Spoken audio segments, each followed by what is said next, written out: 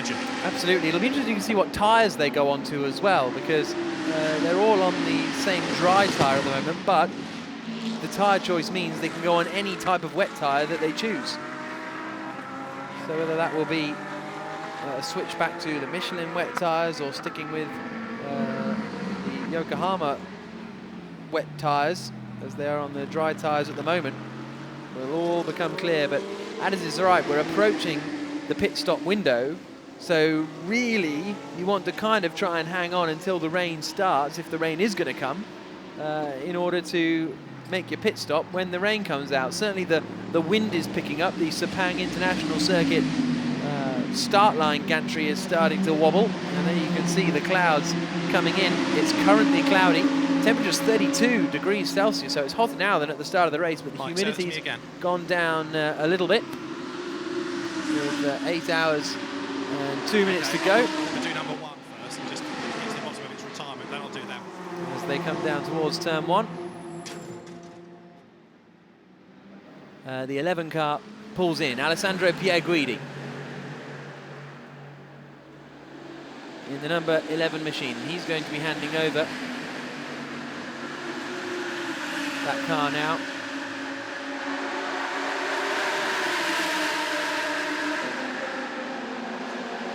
To complete the 4th hour of the race. So that means we're cycling back, and it'll be Carlo Van Dam getting in the car there. Car 33 has apparently stopped at turn 8. And that is the 33 car of CPK Racing. Again, that's the John Martin car that was in the gravel in the early stages after being punted off the road. And that car has now rejoined the race. Thank you to Race Control for those messages. As the 11 car remains in the pits. Early stop for them. Try and go a little longer, but they have been pretty much the earliest stoppers throughout the entire race and have been consistently early.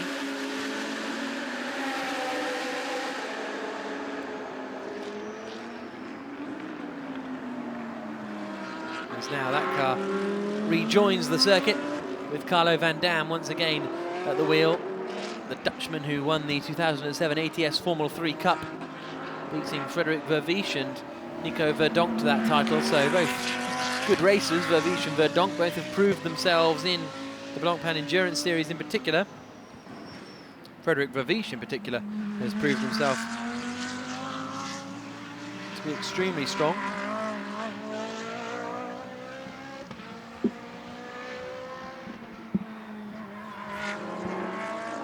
Some rain has been reported at turn 7.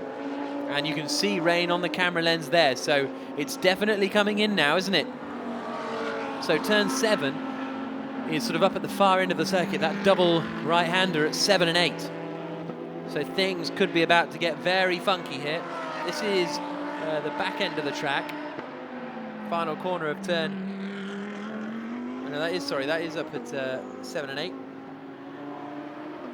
So it's this kind of region here we're expecting the rain to be. So that's through 5, this is through 6. And then keep an eye out here for turns 7 and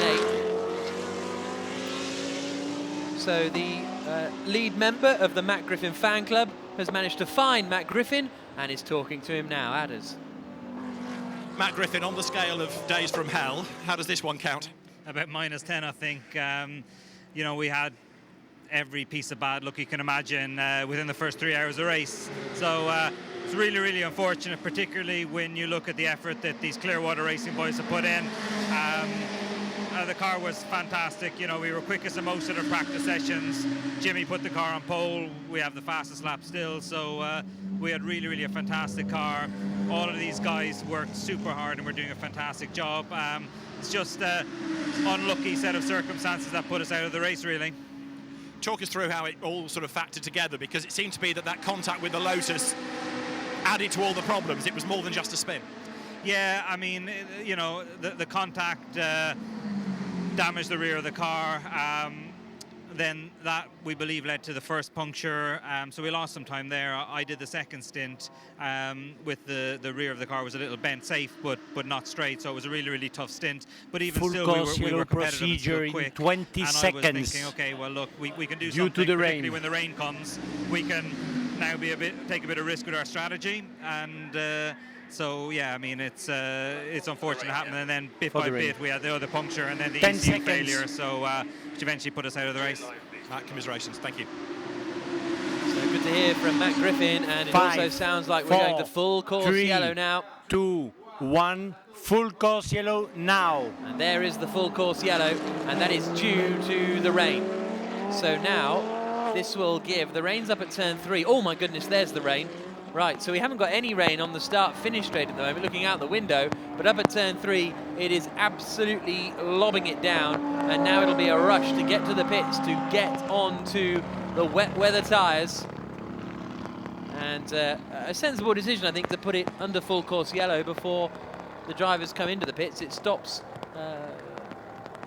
people spinning off under slick tyres under the wet weather conditions, but the further around the track you are, the more this is going to hurt you, because, for example, the 150 car of Christopher Haas is going to have to crawl around ever so slowly, and this is also going to compromise the 11 Singer car that of Carlo Van Dam, who has already made his pit stop, and he'll have to come in for another pit stop. There are the wet weather tyres. Looks as though it's going to be Michelin tyres that they're using in the wet, which is interesting. So now it's going to get very busy, I think, down in the pit lane. And who can get their cars turned around the quickest? Will they decide to put some fuel in as well? For most of these guys, actually they'll have to, won't they? For most of them, this is perfectly in the pit stop window, so it shouldn't affect them too much as they come into the pits now. And still, we haven't had the rain here, I don't think, on the start-finish straight. There's a few drops here and there.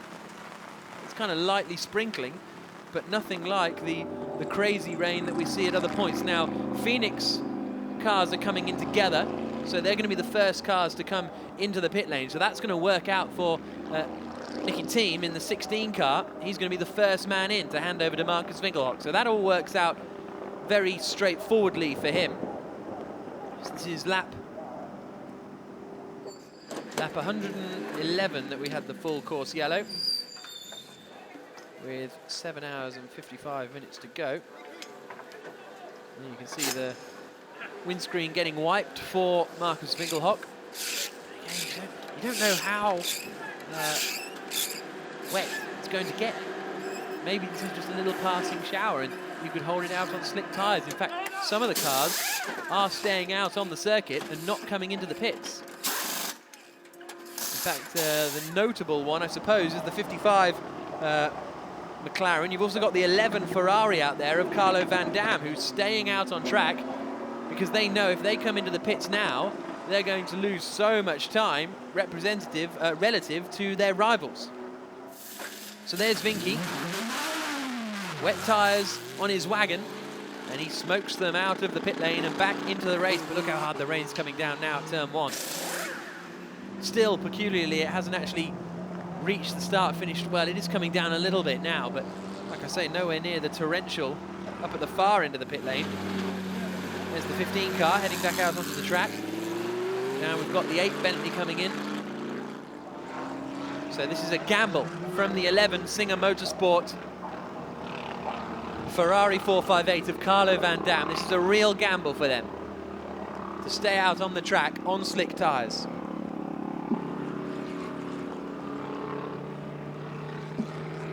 Because they can only have switched to slick tyres when they came in because the track was absolutely bone dry.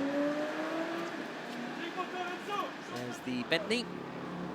Maximilian Boot there, getting out of the car. He'll be handing over to Guy Smith. Sorry, that's the other car, isn't it? He'll be handing over to Maxime Soulet. They've cycled back around once already. Zoid has handed over. Now, oh goodness me, look at that. So the rain really coming down here in Sepang. This is what we expected to happen at some point during the race. It was predicted for 1 o'clock. Now it's come a little bit later than that. But it's definitely arrived. Christopher Hassett taking some wet weather tyres. Out goes the Bentley. Now in the hands. Well, it still says Maximilian Buch, but we saw him getting out. I think it will be Maxime Soulet at the wheel. He just needs to change over his transponder. So there goes the 150 WRT Audi. And the 150 car will come out, in theory, well ahead of the, well, it'll be behind the 11 car, but the 11 car has not made a pit stop for wet weather tyres, I don't believe. The rain now really is bucketing down on the start-finish straight. There's the 17 car for the WRT Audi. And Stefan Ortelli will be handing that one over to Stuart Leonard. And you can see Ortelli making his way off. So Stuart Leonard at the wheel now. He's not driven this car much. This is his first weekend in it. He'll have had some wet weather running because we've had an awful lot of wet weather running. And out goes the WRT Audi then. Wow. Challenging conditions here in Sepang. As Leonard rejoins, and we may be under full course yellow for a reasonable amount of time here. When they come across the line again, well, you will be able to assess exactly where the order is. So Bentley creeping around. You can hear the rain battering off the microphones next to the cameras.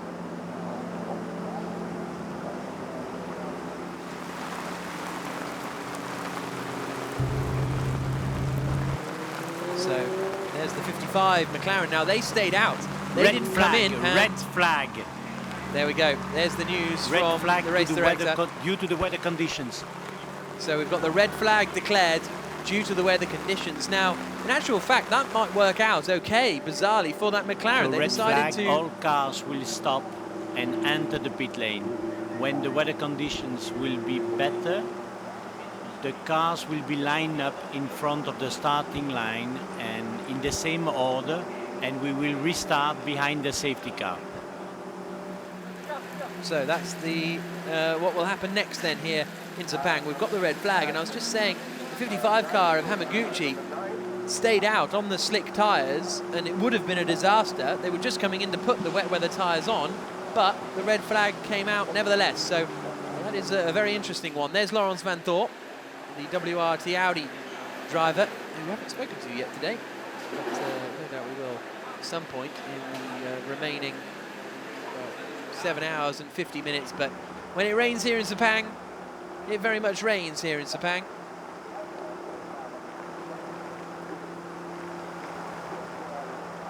And for those of you who are joining us in Europe, a very good morning. And yeah, thank you for joining us.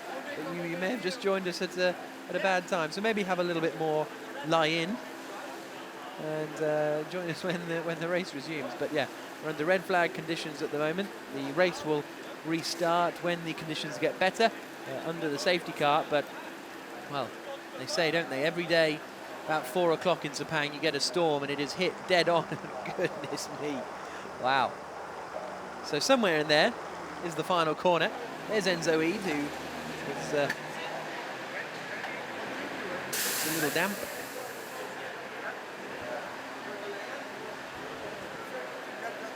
He has a conversation with the WRT engineers. So Winkelhock leads the way in the number 16 Phoenix Racing Audi. He, Nicky Mermanov and Nicky Team having a really strong race, and they are leading. Christopher Haas and that man Enzo Eid in second place at the moment, with Christopher Mies joining them too.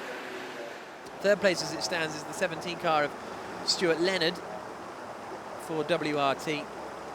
have to figure out the exact order when the race restarts. And it does tend to dry up pretty quickly here. The rain will come and then it will stop at some point, ideally. But we are under red flag conditions here, so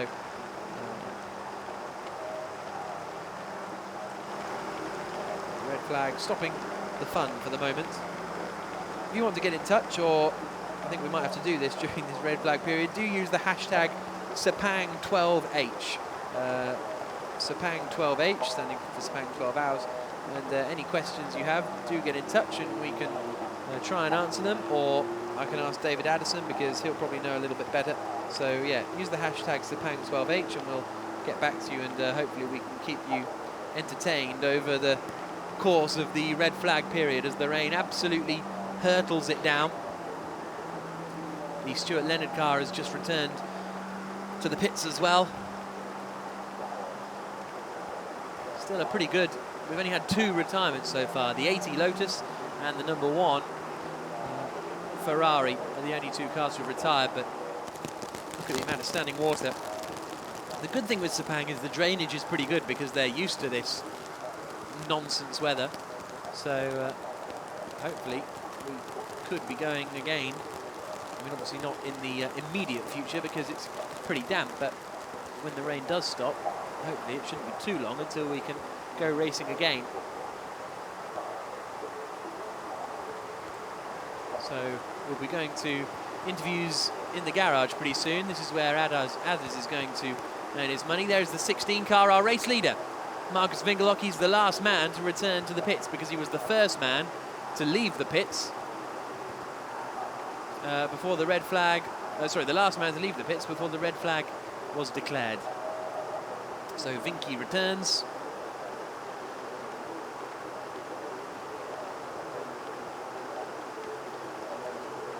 And so we're under red flag conditions here in the Sepang 12 hours. We've still got 7 hours and 45 minutes to go. We're 35% of the way through this race, but we're going to be having a little stop. So now let's go down to David Addison. He's going to be taking us through the next 2 hours, and let's hear from him, starting off with Laurens van Thor from WRT.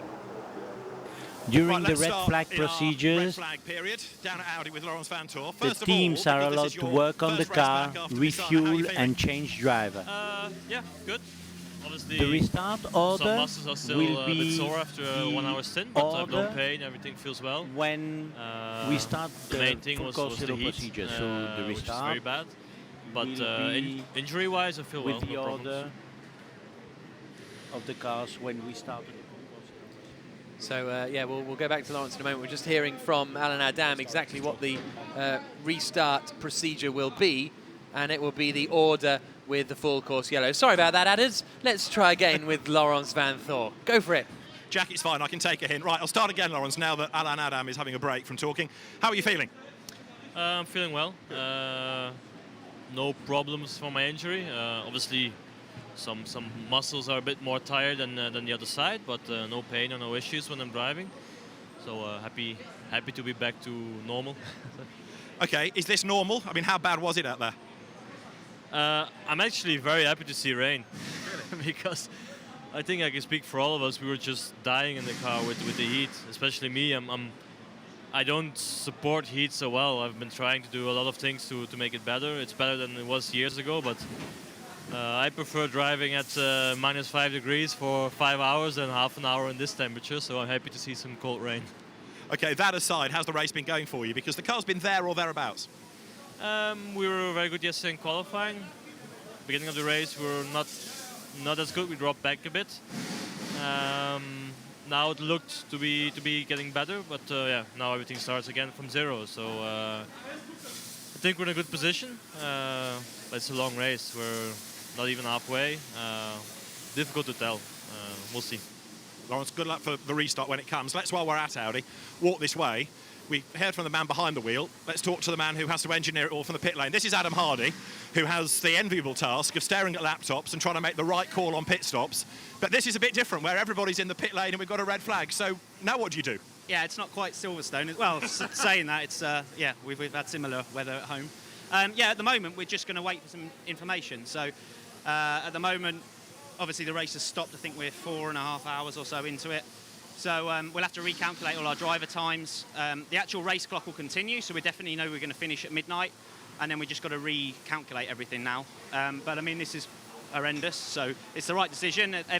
All the procedures were perfectly done here, so everyone's in the same boat, and we'll just see how it pans out now. What can you do to the cars? Is this part fair, mate, or is this like a pit stop in a practice session? You can work on them and get on with life. Yeah, it's completely free. We can do whatever we want. So if you want, you can refuel. We should be able to change driver, repair any damage. So far, we don't think we have any. Make setup changes, whatever we want. But at the moment, it's hard to know what the weather's going to do. So you don't want to change too much. So yeah, we'll see how it goes. And how's the race been going? Okay. Yeah, we're just looking after it. We're just stroking it at the moment. We know that the last 3 hours is where we need to go for it, and so we're just planning on that. So far, it's fine. Good luck, Adam. Thanks. Thank you. So good to hear from the men behind the wheel and the men behind the scenes there at WRT Audi. And there's the 17 car of Lawrence Van Thorpe, Stuart Leonard and Stefan Ortelli. And what a race this is going to be. A shout out to Shelley Performance. I don't know if I've said that right, but they built the engine for Jim Hunter, who is racing in the Jim Hunter Motorsport Subaru Impreza entry that we've seen, unfortunately, running into problems a little bit earlier on with clutch issues, but now they've got going again and are still in this race. So a shout out to the Shelley Performance for building that engine. They're all watching in Australia, so thank you very much for joining us. And a hello from Richard and Jensen, who are watching in London. So thank you for joining us, Richard. Backstep.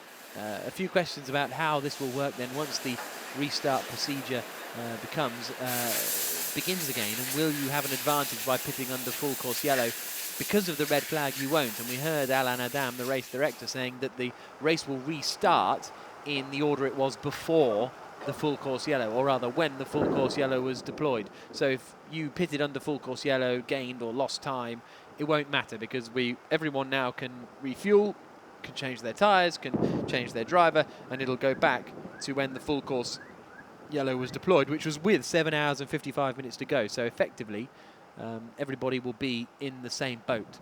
And maybe being in the same boat is exactly what you need in these conditions, or certainly a boat. But the difference is, when Marcus Finkelhock had a 45-second lead over the rest of the pack, it's now going to be a pretty much nothing advantage over the second place Audi. Christopher Meese is one of the drivers. They're a lot closer to the race leader now, and he's talking to David Addison. Now, this is really glorious weather, isn't it? Well, yeah, I think you guys from England are used to it. German people as well. Now, look, it's way too much water on track right now for these cars. I think it's a safe way to wait a little bit and then go out again.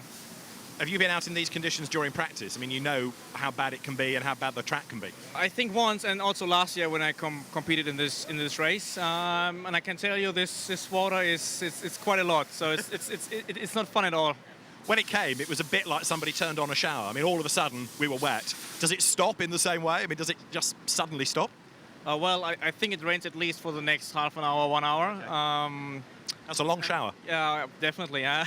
I think it's the only country in the world where people are happy to have some rain because it's so hot and humid here. So, yeah, well, we can't change it anyway. It's not up to us. We are just preparing the cars now and then go out again as soon as possible. The race has been going well for this car, hasn't it? Both the Christophers plus Enzo, you've had some really good pace. Yeah, look, Enzo did a fantastic job. You know, you must know that Enzo isn't in the car every week like us factory drivers. And for that, just missing a couple of tenths compared to a former Formula 1 driver, Marcus Winkelhock and Alex Young, is quite impressive. And thanks to him and the boys, we are in P2 right now. And this, a different type of track from some that you've been racing on in Australia this year. Oh, well, yeah, it's not a street circuit like in Australia. Yeah. Well, it's a proper Formula 1 track. Yeah, a lot of discussions about track limit all the time, you know, when you can go wide and so on, but same for everyone. Yeah, but I'd love to be here. But we're not having the same issues, it seems, with track limits as we've had at other places. Is that because people are a bit more lenient, or is it not the sort of circuit where running wide actually benefits you? Well, first of all, in the 12-hour race, it's a lot about tire management here. We have to take care about tires, especially the rears. So we're not pushing that hard. That means we have a bit of a margin going around the corners. So we're not over the limit sometimes. So we're always in 100% limit, even maybe a bit less to save the rear tires. So that's maybe the reason why we just got a couple of warnings, but not many. Christopher, good luck for when the race restarts. Let's, before we leave Audi, just grab a quick word with Enzo Ede, who is out of the car. And let's see whether, because he's busy talking to Pierre Giudone of the team, he's got his drinks bottle in hand. We can doorstep this and just have a quick word. Enzo, sorry to interrupt your drink. How's it going? You look pretty hot. Yeah, it's quite hot. I was in the car for the second stint. Yeah, it's really hot, but now we get a fresh shower, so yeah, it rains quite a lot, so I don't know. You never know here in Sepang how long the rain will take, but we will see. Anyway, for me it's no problem. It makes the temperature going down a little bit, and we will see when we restart. Probably I'll get in the car and do another stint. Christopher Mies was just saying he was really impressed with your lap times, because you're not in these cars every week, but the times you were doing, very impressive. Yeah, if he says that, okay. I don't like to speak about myself. I was happy with my stint, but it was okay. But it must have been very difficult to maintain concentration in those temperatures for the best part of an hour. Yes, of course it was. I was lucky a bit that I could fight a bit with the sister car, and then I caught up with the McLaren, but didn't overtake him. But you have always a challenge. If you're just driving around and you don't know where you are, it's a little bit more complicated. So, and also the temperature, the last 5 laps were the hardest ones for me. I'll leave you to your drink. Good luck for your next stint. Right, we'll go for another splash up the pit lane, Jack, and see who else we can find. Best of luck, Adders. Thank you very much for that. And the WRT squad then getting ready for a hopeful resumption of this race at some point. But the rain is really coming down, I have to say, and can't really make light of it. It's absolutely lobbing it down here in Sepang. This is the 12 Hours of Sepang, which is a sort of precursor to the Intercontinental GT Challenge that is beginning next year, run by SRO, and it's a combination of the 12 hours of Bathurst and a Kota race, Sepang and Due Spa to the weather 24. condition and the heavy rain, we went full course yellow first, and then I had to show the red flag, so all cars are allowed to enter the pit lane. They can work on the car, refuel and change driver. When the weather conditions will be better, we will reposition the car on the start line in the order they were when we initiate the full course yellow procedure. And then we will restart behind safety car. Okay, thank you for that. Alain Adam, the race director. Great to have him coming over and telling us exactly what's going on. And there is the race leading car. Nicky Meyer-Melnoff, Nicky Thiem, Marcus Finkelhock, the 3 drivers there. And Phoenix getting to work on the front of the car. Everything seemed to be running okay. But you may see them, potentially I suppose, making some setup changes for the remainder of the race. Especially if they know when it resumes, it will be clearly in wet conditions, because clearly it's pretty wet out there. There you can see the rain down at turn 1 and turn 2. It's the Sepang International Circuit that of the modern F1 tracks has, you know, got some character. It's got some life to it, and it's a real challenge for the drivers. So we've gone from WRT Audi, and now we've gone next door to Phoenix Audi. David Addis is with Nicky Meyer-Melnoff, the man who's in the lead of the race. Now then, Nicky, you've been out surfing, have you? It's that wet. Yeah, it looks like it. If you go out there, if I would have a wakeboard right now, I would definitely have a go. It's amazing. It's pouring down here. It's yeah. We had to stop, I think, and it's a good decision. I'm not quite sure what will happen to our gap. I'm afraid we will lose it, so we will all start from 0 again, which is a shame. But it's still a long race, so we hope we can continue our pace, which was good. And the team did a terrific job so far with the pit stop. We were all lucky, and yeah, so far it really worked out for us. It seemed even to be working too well so far. So we're waiting for the big awakening, but all good so far. It's an interesting type of pit stop, though, this, isn't it? Because everybody makes them at the same time, of course. You can work on the cars, but you're not losing anything by doing this. No, that's very good. I mean, so far, I think I'm not quite sure what they're doing. I think they're just doing precautious stuff. I don't think there was anything on the car. Just checking whether everything is okay. The car has been running amazingly well. I mean, even on the new tires. And yeah, just checking everything up so that we can go out in the rain. Also, maybe we do a little bit of changes on the setup. I don't know whether it's allowed, but yeah. All looks fine from what I can see. When that rain came, it came so suddenly. The track conditions must be so hard to second guess because you don't know from one corner to the next how wet it will be. Yeah, it was also on the test days. Previously, like yesterday, we had the same conditions. We were like 2 or 3 corners were soaking wet and the other part of the track was still dry, but it's really, it comes down here within a second and you don't really even see it coming. So it's difficult conditions, but it's for everybody it's the same, but we were extremely lucky because we just timed, we were lucky to have the time to be in the pits when it started, so we went out. If we wouldn't have stopped the race, we would have made a little bit of a gap even more, so we were lucky with the timing. What's the drainage like here? As in, when it stops raining, how long before the water disappears? I think there's a really good drainage. When we did the track walk, we took a closer look to it. Also, the tarmac, the surface of the tarmac here is quite rough. So I think a lot of the water already sucks into the tarmac. Because of especially also of the heat, I think it will pretty soon dry up again. It's not going to stay for very long. As suddenly as it comes, I think it will disappear again. I hope. Excellent. We'll let you go back to the beach. Yeah. Thanks, Nicky.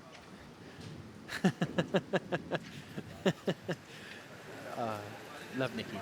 He's fantastic, isn't he? A great guy and a great guy to have around the paddock. And just to clarify, it's Dashell Performance. It's pronounced. The guys who built the engine for the 602 Jim Hunter Motorsport entry. So thank you very much to those guys for joining us. And thank you to all of you who have joined us over the course of the day. And goodness me, you can hear the thunder, can't you? Absolutely chucking it down here. We're under red flag conditions. Hopefully we will be getting going again, you know, as soon as possible. Obviously I can't really give you a time frame. I mean, the lightning is flashing, the thunder is rumbling, and but time is still ticking. 7 hours and 31 minutes remaining of this race. How much racing we will get, we will wait and see. These storms do tend to pass relatively quickly, but we'll have to wait and see exactly what happens. Next year, the Blancpain GT Series, which is the European version of this championship, begins on the 8th and 10th of April. On the 10th of April in Italy. Then we'll go to Monza for the 3-hour endurance, Brands Hatch for a sprint event, Silverstone for another 3-hour endurance, Paul Ricard for the 1,000 kilometres of Paul Ricard, then the Nürburgring for a sprint race, then the Spa 24 hours, which is on the 31st, well, the 30th and 31st of July next year, and then the sprint series races at Budapest at the end of August, and then Nürburgring for the final 3 hours of the Endurance Series Championship on the 18th of September, and the championship will finish on the 1st and 2nd of October in Barcelona. So do make sure you join us across the course of the year for 2016 in the Blancpain GT Series, where you'll see a lot of these cars entering. And it'll be Marcus Winkelhock who is holding the lead at the moment then. And we're under red flag conditions. Is that filling up? I don't think it is. It looked as though that little area there in the Porsche was filling up a little bit, but I don't think it is. So the 33 car is running well in the CPK Racing entry. They are running in 22nd place at the moment, but we are under red flag conditions here in Sepang because, well, it's got a bit wet.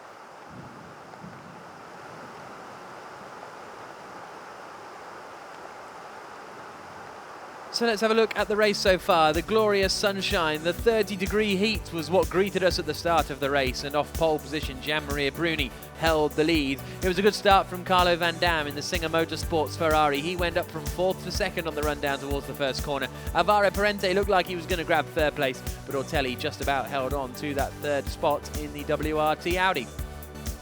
Everyone made it safely through the first couple of corners. We had some pit lane starters as well. The number 8 Bentley of Maximilian Buch, one of the most notable ones, and the 27 Ferrari. Battles were raging, and into the gravel went the 33 car of John Martin on the opening lap. But then there was this contact. Jean-Marie Bruni leading the way, trying to lap the 80 Team Proton Lotus, and he was sent spinning. That lost him the lead of the race. Then there was a bit of a flash fire for the 69 Team Fidus Isla car. Mitch Gilbert was leading the GTC class when that went up in flames, literally. He was all right. That car has managed to rejoin the race, and to be honest, the rain's putting it out at the moment. Then we saw some good fights as the number 9 Bentley, which was being started by Guy Smith, managed to go around the outside of the 51 AMAC Motorsport car. Warren Luff at the wheel in the opening stages for them. Then after a spin, Jean-Marie Bruni was trying to make his way back up the order. Sold the dummy to Alvaro Parent coming down into turn 1, and he was back up into second place. But for the number 1 Ferrari, the happiness didn't last very long. A left rear puncture, they think, caused by the contact, even though the contact was on the other side, meant that Bruni had to limp back to the pit lane, and that cost them a lot of time. The defending champions really running into troubles, as were the M Sport Bentley team as they came into the pits. Then we had a great fight as Andrew Watson sent one up the inside of Stuart Leonard coming up into turn 4 during the second hour of the race. Those two would continue to fight. Stuart Leonard would then lose out to the 35 Team AAI car, which was now in the hands of Nobuteru Taniguchi.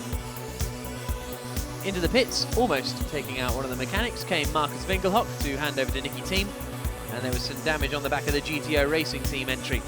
Lawrence Van Thor was now at the wheel of the 17 WRT Audi and was starting to make progress up the inside, coming down into turn 9.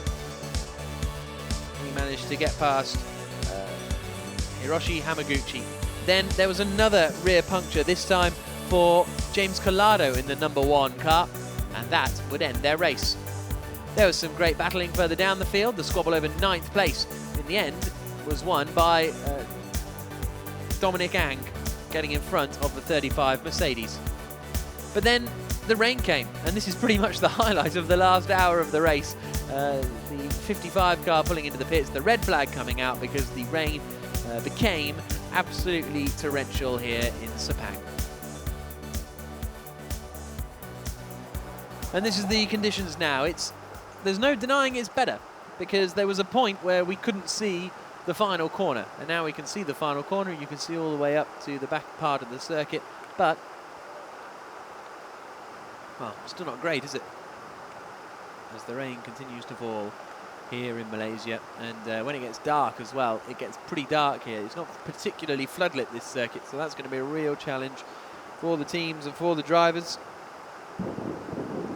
As you hear the thunder crack, and like I say, although it is raining very hard now, it has eased off a little. I'm not suggesting we're going back racing quite yet, so that means we've still got some more time to hear from David Addison. This time he has caught up with John Martin from Car 33. What a busy day CPK Racing are having.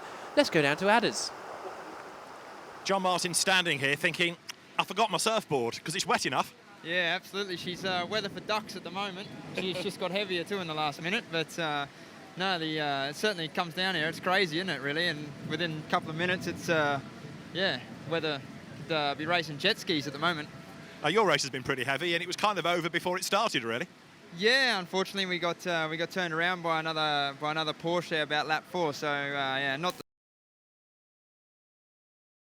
12-hour race. So anyway, we had a reasonable day yesterday, and I think the car's got good pace. But you know, we did right rear upright and all the suspension arms and everything as well. So you know, we spent an hour in the pits really fixing it all. I mean, the boys did an awesome job and got it back out. But it's not the same as it was, but it's still drivable. It's okay. It gives all your co-drivers some track time, I suppose, and you're here helping to guide them and coach them as well? Yeah, basically, yeah. They just sent me a message. It's actually a mate, Chris Vanderdrift, who sort of got me involved here. So it's asked if he couldn't make it. So it's here I am, and trying my best to help them all out, and it's been fun so far. So it's certainly trying at times, but good fun. I suppose you can do this kind of race without any pressure, can't you? Yeah, absolutely. But you still, even though, you know, sometimes all might be lost, it's a long race and everything. So, and then, yeah, you obviously try and put your best performance in no matter the circumstances. So, you know, just try and hit it, be as professional as you can, and see where we end up. Right, now about this weather, because it's bouncing off the ground. We've just had 2 horrendous claps of thunder in the background. I don't think you're going to be back in the car immediately. No, at the moment I think it's going to be the Sepang 11 hour, but we'll see. I don't mind the rain, but not sure if I like this much rain. How quick does it take to drain here? I mean, once it stops raining, is it pretty quick to get rid of? From the other times I've been here and seen it, I think it does drain quite quickly. Obviously it's set up, you know, they get this sort of weather here all the time, so you know, they're sort of used to it. It does drain quite quickly. Hopefully as soon as it does stop raining, then they'll get the cars back out and we'll go racing again. It drains quite quickly. We'll hold you to that, John. Thanks. No worries, thanks.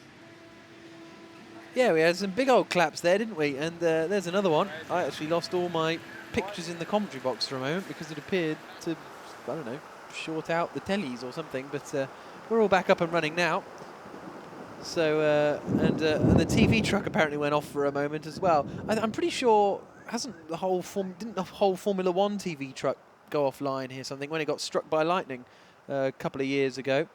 So hopefully we won't have that. But if that does happen, stay with us. We'll get back to you. There's the Be Quick Racing Audi. There's Peter Cox at the wheel, and he's regretting that Stay Cool vest now because that's just getting him chillier and chillier. Although it is, I mean, it's still pretty warm here. Don't think that the rain means it's cold. It's still absolutely baking out there. But one thing the rain does do is clear the humidity. And same as in Europe, you get a sort of humid afternoon, you know there's a storm coming, and that's kind of the entire day here in Malaysia. But there is the 26 car, currently classified in 14th place overall and 4th in class, a couple of laps down on the 7 Team NZ Motorsport entry. So they've got a lot of ground to make up if they want to get onto the GTC podium, which is currently being led by the 23 car, which is in the hands of Afik Yazid, the GT Racing Lamborghini Super Trofeo Huracan. We saw Peter Cox. Now let's hear from Peter Cox. He won here in 2010. He's with David Addison. Now, Peter Cox knows all about long-distance races, and he's raced in all sorts of weathers. How does this one fare? It's a bit like Silverstone, really. Only a bit warmer as well. But no, I must say big compliment to the clerk of the course, you know, because he did really everything right. And yeah, I took a little bit of a gamble because I knew that we said if it is going to be red, we go into the pits, and I just took the gamble to stay out on the slick, which was already tricky in the full course yellow. But I think I gained a lap because the others are pitted for the tires, and it was so dark, so I thought, you know, for sure he will make it red. So maybe that helps me a little bit, I think. But on the other hand, you know, now the time keeps running, so there's less driving time to make up for our technical fault we had after the first hour. So I don't know. We have to wait and see how it goes. There's less driving time, but there's also, of course, less chance now that you can make a difference as a driver in these conditions because everybody's sitting here. You know, it's not you as an experienced driver taking time off an amateur and bringing down that gap. So it reduces what you can do. No, exactly. I mean, there's just less time because the clock is ticking to make up the laps we need to make up. So, okay, now it is really undrivable. But I hope that we will start quite soon, that we can, you know, because I need the time. The technical problem you had early on, tell me about that. Yeah, it was a gearbox sensor. It was really a shame because the car was running well for just a really stupid, silly thing, really. I mean, the Audi ran fantastic, and you know, it is not the newest car, but the car was running reliable, and it felt okay, and I had a reasonable pace. Also compared to the other cars, you know, I wanted to know also what the GT3s were doing for the drop-off. So I was quite happy, and it was a bit of a shame that it happened, but it's my good. Have you ever sat down and done a list of how many different teams you've driven for and how many different cars you've driven for? It must be a huge list by now. Yeah, but I think there are more drivers who have that, you know, and it is how it is nowadays, and you know, it is more difficult because, you know, with the driver categorization, that doesn't make it more easy. But you know, it's Hank Kicks, who is the owner of the car. He's actually an old schoolmate of mine, and he went to Thailand to start up business. And then he saw me racing here. I did this race 2 times, and he asked me if I would join. So that's how it came about. A great story. Good luck for the rest of it. Thank you very much. Have fun. Yeah, fascinating stuff from Peter Cox. Hens kicks, sorry, you can see the over there on the left-hand side on the interesting to see that they are schoolmates. Interesting stuff. Peter Cox race winner here in 2010, as he pointed out to me on the grid. And there's the studying of the data in the Be Quick Racing Audi. As the lightning continues to flash and the rain continues to pour here in Sepang. Thank you very much for sticking with us throughout this red flag period. As I say, any news on when we will get racing again, I'll let you know as soon as possible, but I think we're just waiting for the weather to pass through at the moment.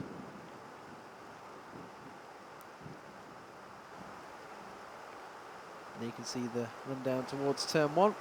And you can see there's not much standing water on the track. It is very well designed from that point of view, because you often get rain here. And for example, the Formula 1 race here that they always now insist on running at about 4 o'clock is absolutely bonkers, because that's when the rain comes. As another flash of lightning comes down.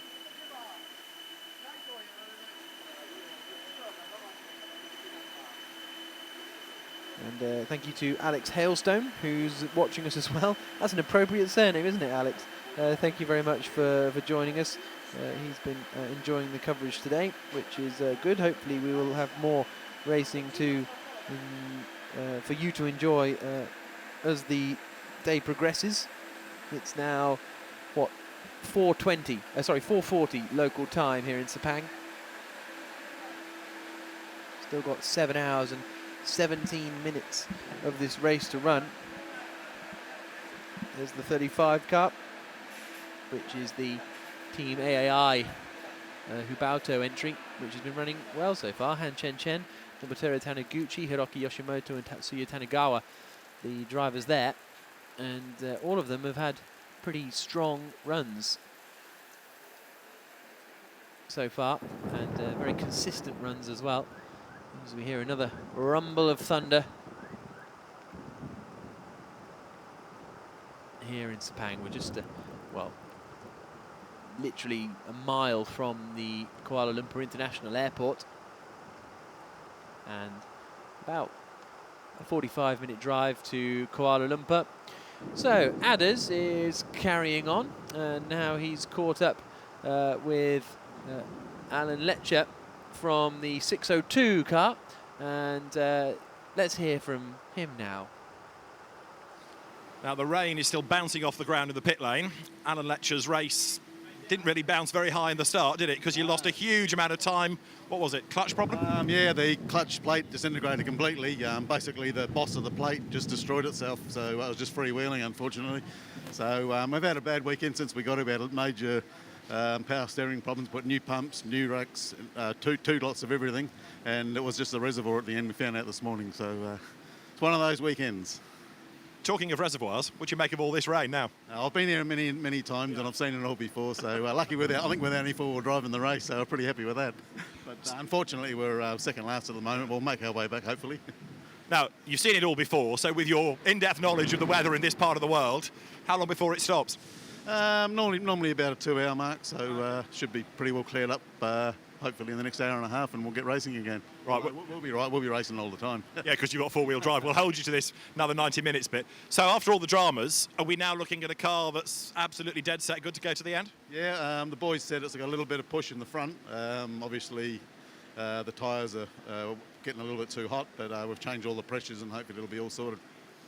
What's the attraction of this type of racing? Because people like you and Grant have raced in utes, which are short, sharp, elbows out races, and then you have all of this track time. Yeah, I just love endurance stuff. I've done lots and lots of endurance stuff, 3 times at Bathurst in the big race, 7 12-hour races, and this is my 8th 12-hour Sepang. I just love the long distance stuff.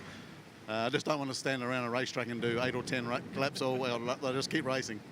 Well, there was one year at Bathurst you didn't even do that. You had your celebrated role in the chase, didn't you? Yeah, I think Grant's been showing a few of the lads here this weekend, and they can't believe it. But, yeah, won't go any further with that, eh? No, we'll move on. We'll go talk to Le Patron, because this is Jim Hunter, who has been in this part of the world racing since the early 1970s. Weren't you stationed over here in the Air Force? RAAF, yes, yeah. Australian Air Force, yep. And the lure of coming back to the region or the race, what is it that brings you back? Well, I love the region, having lived here, and I love the people. And I had an opportunity to come over here and race, so I thought, well, let's do it. And we've been having a ball until this meeting. Well, yeah, Alan's just given me this catalogue of problems that you've had. Yeah, it's been one of those weekends. You know, it's motor racing. It's a cruel sport. You know, very much a character building thing. But this is extremely frustrating for us because we turned up with a car that's good for all conditions. Other cars haven't. It's rain, so that's. So we're sitting here frustrated that we can race in this without any problem at all. Yeah. And if it was a football field that was covered in snow, everyone would be playing because everyone's on the same field. So it's very frustrating for us. We've got a car ready to go and we can't. But of course, also you lost so much time early on when you stopped out on the circuit. That dealt you a bad blow, didn't it? Yeah, it did. And I mean, that's what we've been sweating on rain, so that's when we can catch up. Because we're probably going to be, this car will be probably about 10 or 15 seconds quicker than. Really? Oh yeah, it's extremely fast in the wet. We've had some good wins in the wet in Australia, in conditions like this. We won the sports sedan race outright, which those cars are like GT3 cars, and we blew them all away in the wet because the car's so good in the wet. So that's our moment to shine, and the organisers not letting us out. So we'll just have to sit here frustrated. How bad is it though? I mean, from where I'm standing, I can see it bouncing off the ground, and the visibility doesn't look great. I mean, there's your car, your conditions on the one hand. There's also driver safety on the other. Sure, but there's such a thing as driving to conditions. Of course. And they've got all their ground force and down. They've got anti-skid. They've got everything you can possibly have in a car. These guys go down here to 50 metres and they're doing like 250 kilometres an hour before they even get on the brakes, and they turn all the way into the corner, and the thing's going back gears for them, and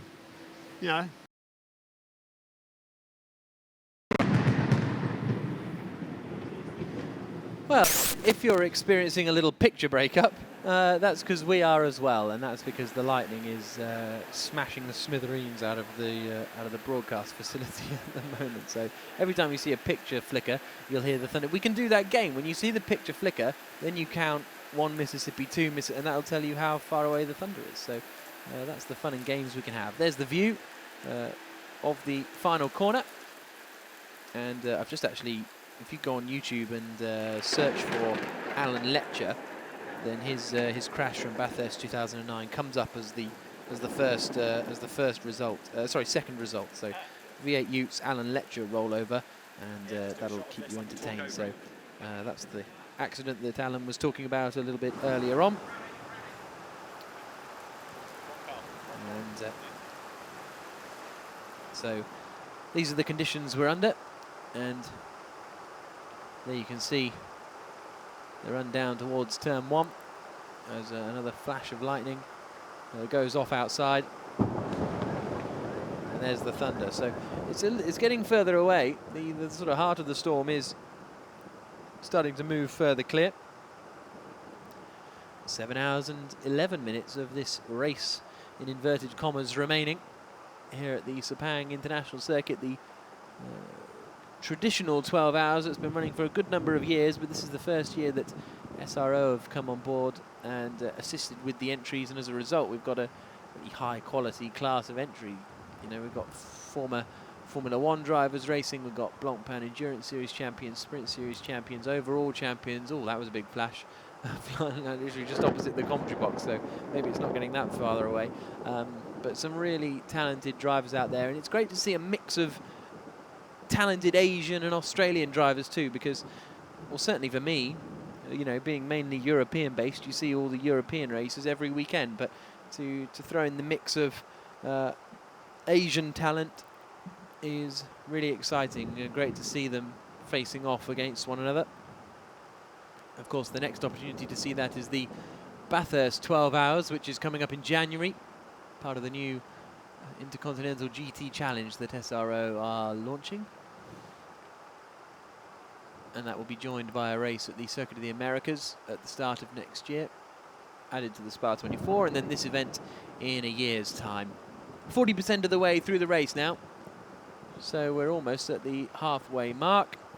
Next on the David Addison pit crawl is Carlo Van Dam from the Singer Motorsports Ferrari squad. Let's hear from him now. David. So then, Carlo, sheltering from the rain, this could go on a bit. Yeah, well, it seems that it won't stop for the moment. It's a real shame. Obviously, first of all, for the race, and second of all, for us, because we are running really, really well on the dry. and we're in Pro-Am leading the race, but we came in a little bit early, so we have to see how everything turns out. So let's hope it dries up quickly and we get back racing. Your first stint was a really good one, and the car has been looking so strong all the race so far. Yes, I knew actually the whole week we're fast. The team did an excellent job. I was very actually disappointed with qualifying, but in the race I showed to be the fastest car, fastest driver out there, and pull a huge gap to the factory drivers and factory teams. So as a small team as we are, I think we should be very proud. And now that we've lost the Clearwater Ferrari, then Ferrari hopes are on you guys. Oh yeah, for sure. I think we have showed already to be both in the GT Asia and this week to be a contender. So we'll try to do our best. Okay, so now in these conditions, what do? Just stand around and wait? Is there much to do to the car? No, the car is running fine. It's just waiting when there will be a restart. If there will be a restart, probably yes, but later on.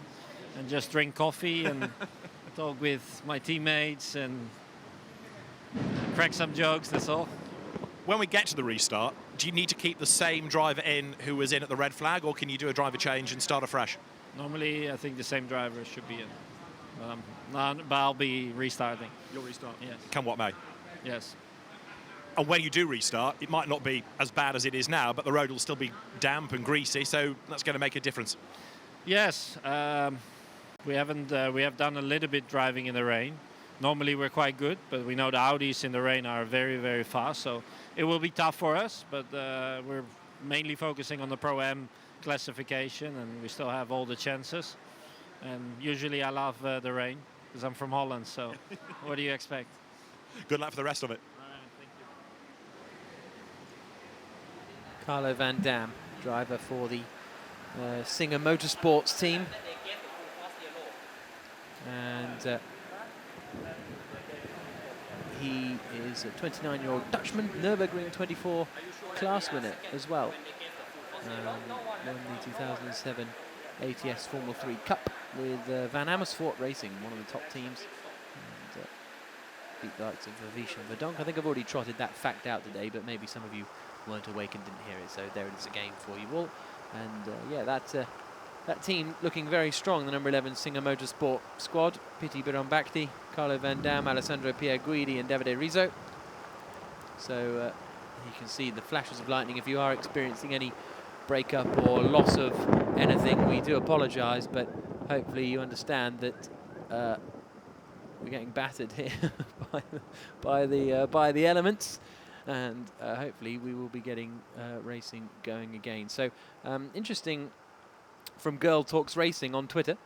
She counted to 2 Mississippi by the time a thunder and then a lightning flash. So by her calculations, the thunder is 10.3 kilometers away. But she's in the Netherlands, so I don't really know how much we should trust that. Difficult to figure it out from there. There's a look at the 69 car that was leading the race in the early stages, or leading the GTC class, I should say. And provisional forecast says rain will continue for at least 45 minutes, as just flashed up on the timing screen. So, yeah, we're in for the long haul.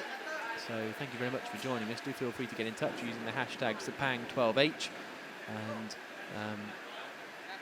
we'll do our best to keep you entertained. But that is the car of, like I say, Mitchell Gilbert, who was leading the race in GTC class in the early stages. He's Enlo and Matthew Swanepoel, the racers there. And things started very well indeed. And a lot of you enjoying Alan Lepcha's thoughts on the racing and how much they're enjoying their action. And to answer Ben's question, the clock does not stop on a red flag. It's a 12-hour race, and we want to be finished at midnight. We want to be in bed by 1, so therefore the clock continues. So we're almost approaching the 7 hours to go mark. As you continue to see the 69 car there of Mitch Gilbert.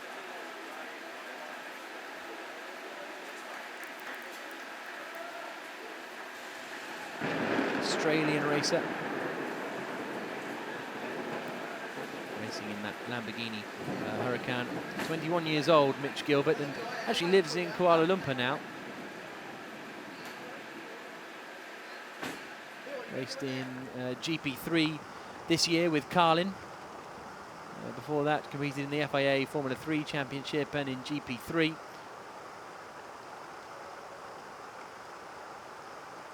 So a lot of single-seater racing for Mitch Gilbert. Also entered the Formula Renault 2-litre Euro Cup 2 a couple of years ago, so he's got a lot of single-seater pedigree. God, did you hear that one? So we've got Adders somewhere else, and don't know where he is, but let's find out now, because he's going to be talking to someone.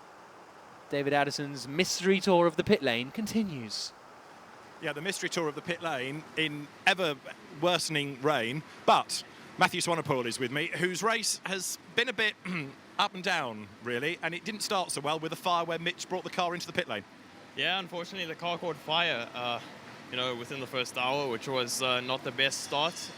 We lost about 40 minutes there. Then I hopped into the car after Zen, and I did a double stint. Unfortunately, had no water during that time. Oh, no. So that was a good welcome to the endurance racing world. But yeah, it just kept it on track, brought it back when we needed to. So yeah, everything went quite well from then. We've had a few issues now because of the fire, so fortunately we've been able to sort of patch up where we can now. But yeah, I think it's going to be a bit of a struggle from now on, but I'm sure we can get to the end. Go back to that fire. What caused it? We're not entirely sure. We think it might have been fuel that was spilt, but you know, we can't put our head on the block with that one. Okay. And then the issues that in turn has created. Explain. Yeah, it got onto the wiring loom, so we've been able to patch up bits and bobs of the wiring loom, but you know, obviously you can't do a proper job. So, for example, the radio is not working, not working properly.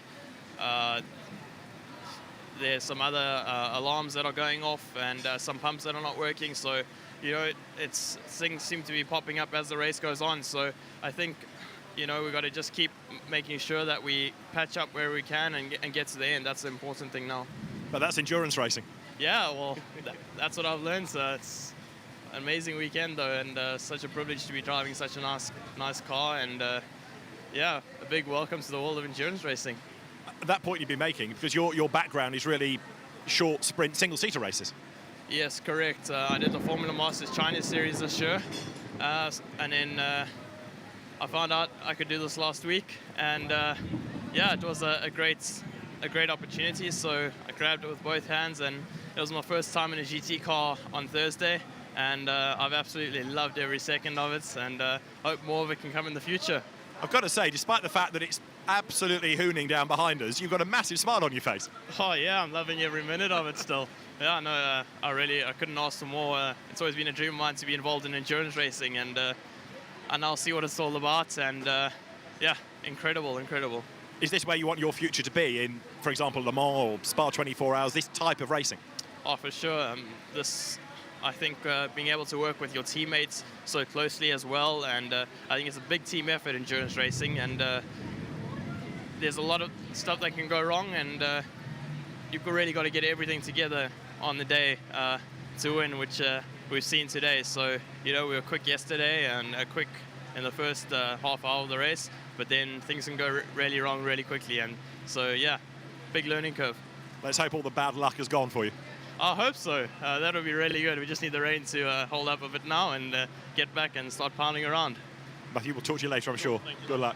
So Matthew Swanepoel then goes and contemplates his next stint in the car while we have this red flag. It's not a race stop, as Jack's been saying, it's a race suspension. That's why the clock carries on ticking. So although it's a red flag, the race is suspended, but the clock continues to tick down. Some are frustrated by it, others are quite relieved by that, but it is still, Jack, I've got to say, spectacular, this rain. It's still bouncing off the ground, and we are looking not only at the rain on the ground, but also visibility ain't that hot either. It's still pretty gloomy up and down the pit straight, and that's going to be something else that the race director has to contemplate when we get ready for the restart. It's not just about the standing water, it's whether we can see Marshall's post to Marshall's post, so that'll be factored into the restart plan as well. But for now, this rain is still falling.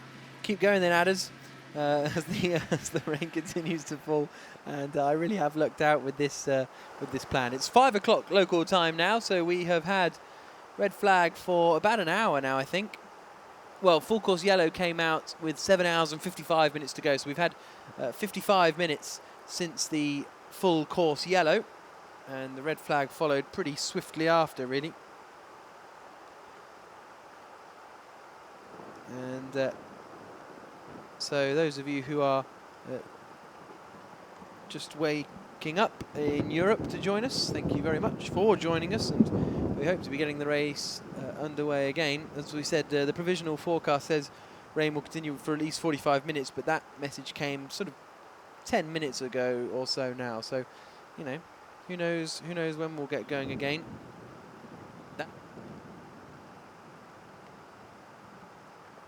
And you can see the clock continuing to count down.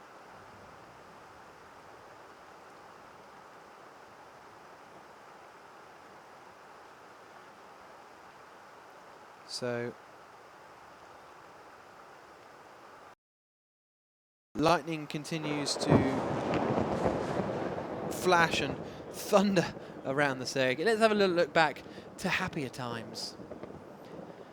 This was the start of the race, and on pole position was Gian-Maria Bruni, and alongside him on the front row was Stefan Ortelli, but it was a really good start from Carlo Van Dam in that Singer Ferrari on the right-hand side, going from 4th to 2nd. Really strong stuff. Stefan Ortelli almost lost out to Parent in the battle over 3rd place, but he managed to hold on. Then we had our 2 cars from the pit lane released, the Bentley and the Ferrari. Everyone made it through the first lap unscathed, which was fantastic to see. But not so much for the 33 car of John Martin, who was punted out of the race. But then the race leader, Gian-Maria Bruni, trying to go around the outside of the Lotus, came together with the Lotus, and that broke damaged the rear suspension. Then there was this moment for Mitch Gilbert in the Lamborghini. He managed to get out. That car is still in the race, but they're having electric problems because of that fire.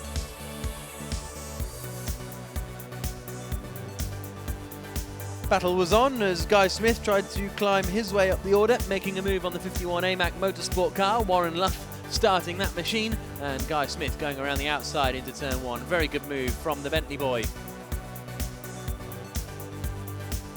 Gian-Maria Bruni was starting to work his way back up the order, passing Alvaro Parent coming down into turn 1, but he would then pick up a puncture in the number 1 Clearwater Racing Ferrari. The defending champions for the last 2 years were in big trouble and had to come into the pits.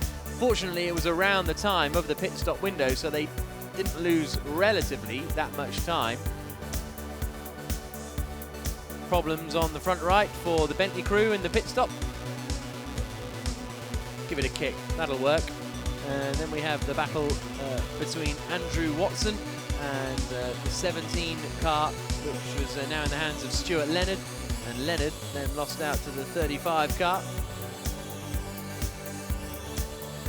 But then into the pits came Marcus Finkelhock from the lead of the race to hand over to Nicky Meyer-Melnhoff. Problems to the GTO racing team, a bit of bodywork damage at the rear of their Toyota.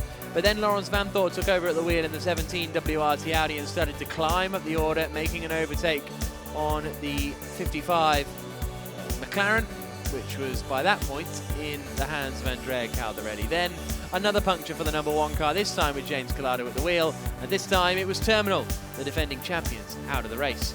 Great battle for 9th position, and ultimately it was Dominic Ang who managed to get past the 35 Mercedes and up into what was 9th position at the time. But then the rain came, the full course yellow came out, and subsequently the red flag came out. That was 55 minutes ago. Well, it was 1 hour ago now, and it's cleared up. I mean, there's no doubt about it. It is brighter than it was when in that previous shot we just saw.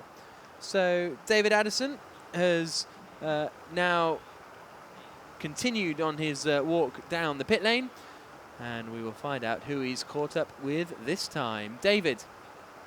I've got to say, Jack, your definition of getting brighter is very different from mine, but my definition doesn't seem to involve getting much wetter, which I still am. James Munro, however, is itching at the chance to get back into the Lamborghini, and it's not been a bad first few stints for the car so far. All good? Yeah, it's been going really well. The GT tyres have been going very well for us. They're lasting well over the stint, so we've been able to push on a bit further than other teams, and we managed to eke out a bit of an advantage.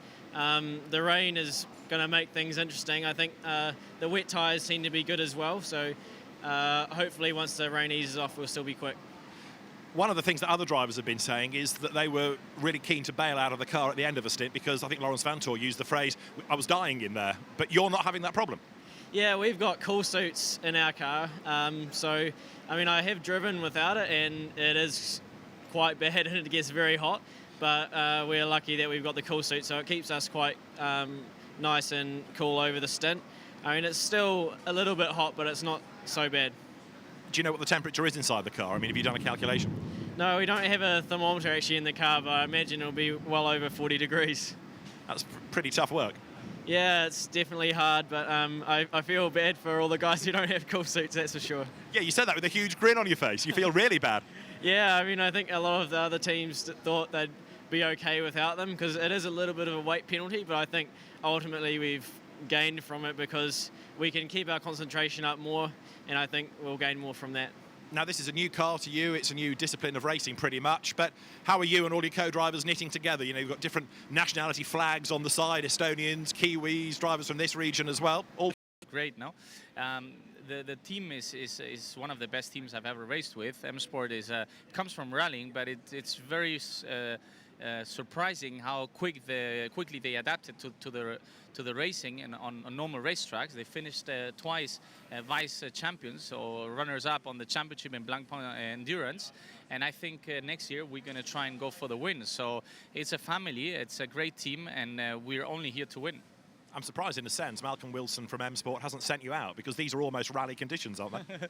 Yeah, no, if it was for Malcolm, we would race. It's not his decision, it's a race director, and I think it's the right thing to do because we're running dry setups, the cars are low, and when this track gets that amount of water, we could easily aquaplan, and that's dangerous. At the end, you don't want to have 5 or 6 cars off the race.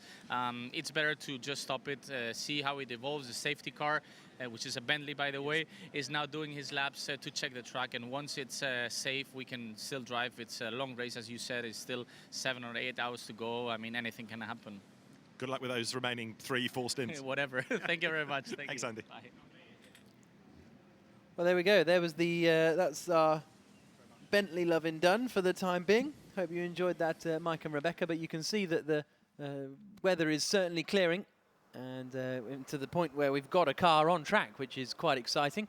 And there you can see it is still raining, clearly, coming off the tops of those tyres. But nevertheless, you can hear the roar of the Bentley out there on the circuit somewhere.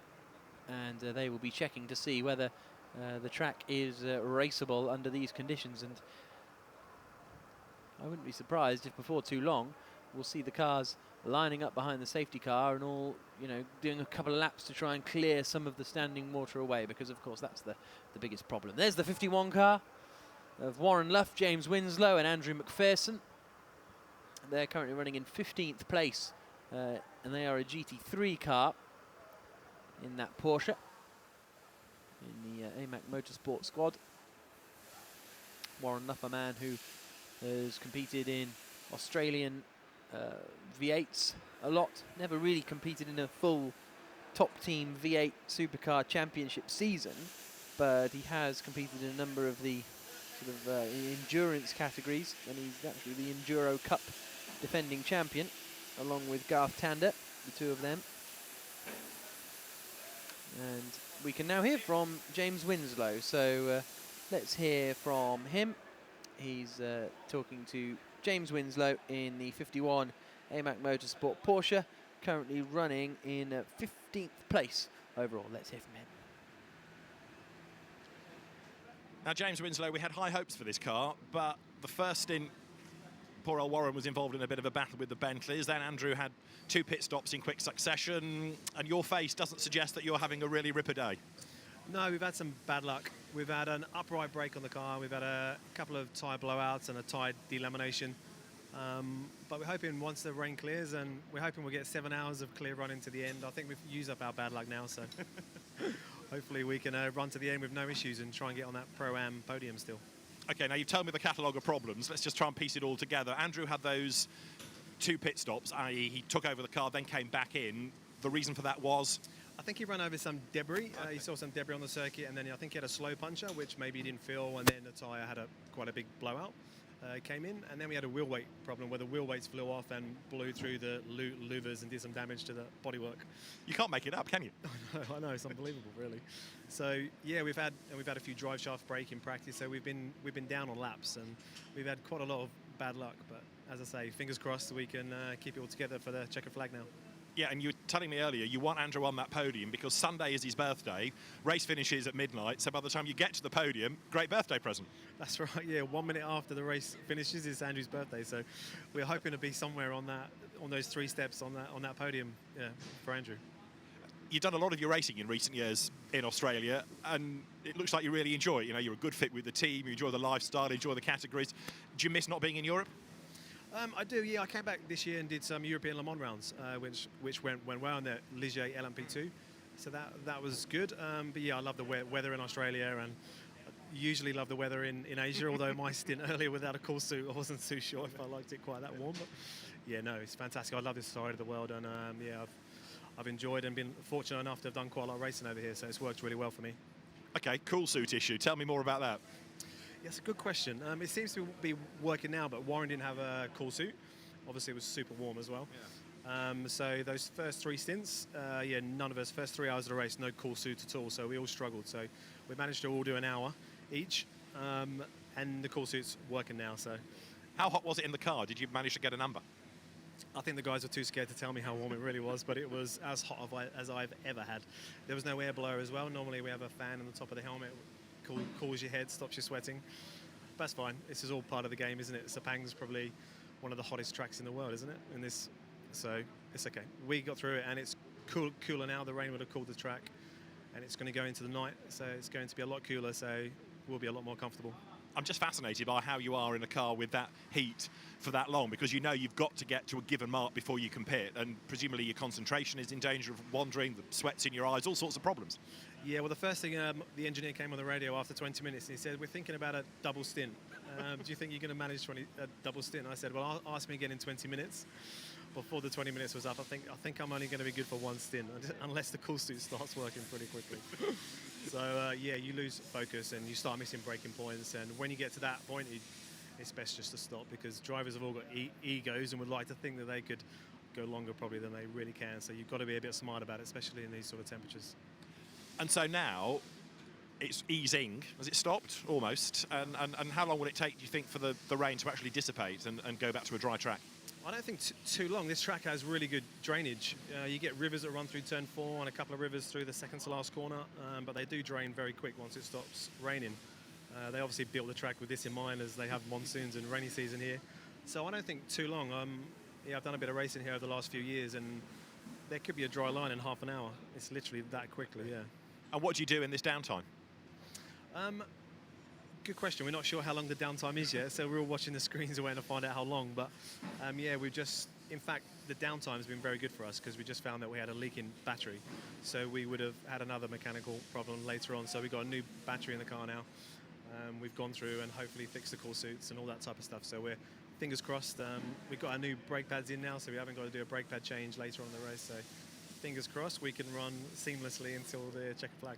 It's like this stoppage was designed just for your team. I know, yeah. Well, if the stoppage would have come half an hour earlier, then we wouldn't have gone 19 laps behind with the upright that broke. So yeah, there's good and bad always. James, good luck for the rest. Thanks, David. Thank you. So James Winslow there in the 51 car. So as you saw, the rain has essentially pretty much come to a stop, and well, Robin Freintz has tweeted saying that it's plenty safe enough, let's go green. And so the Blancpain GT Series overall champion reckons it's safe enough. Why aren't you? Oh, and Adders thinks it's fine. Do a rain dance. Aaron Noonan tweeted you saying you should do some dancing and a song and dance to keep filling. No? All right. Thank you. Anyway, that wasn't my idea. That was his idea. But yes, so Robin Franks has tweeted saying we should race. Good to have Robin here, actually. But maybe doesn't want to come back to Malaysia because last time he crashed in FIA Formula E. He still managed to finish on the podium, though, in Putrajaya. But yeah, Robin, a real star of GTs this year. In his first season in GTs, winning the Blancpain GT Series. You can see there's not much standing water at all, really, is there? And standing water, of course, is the big problem. And the rain is still kind of coming down, but those of you who were with us when it properly started, I mean, it was like, it was like the apocalypse, essentially. Not that I know what that's like, but it's how I imagined it to be.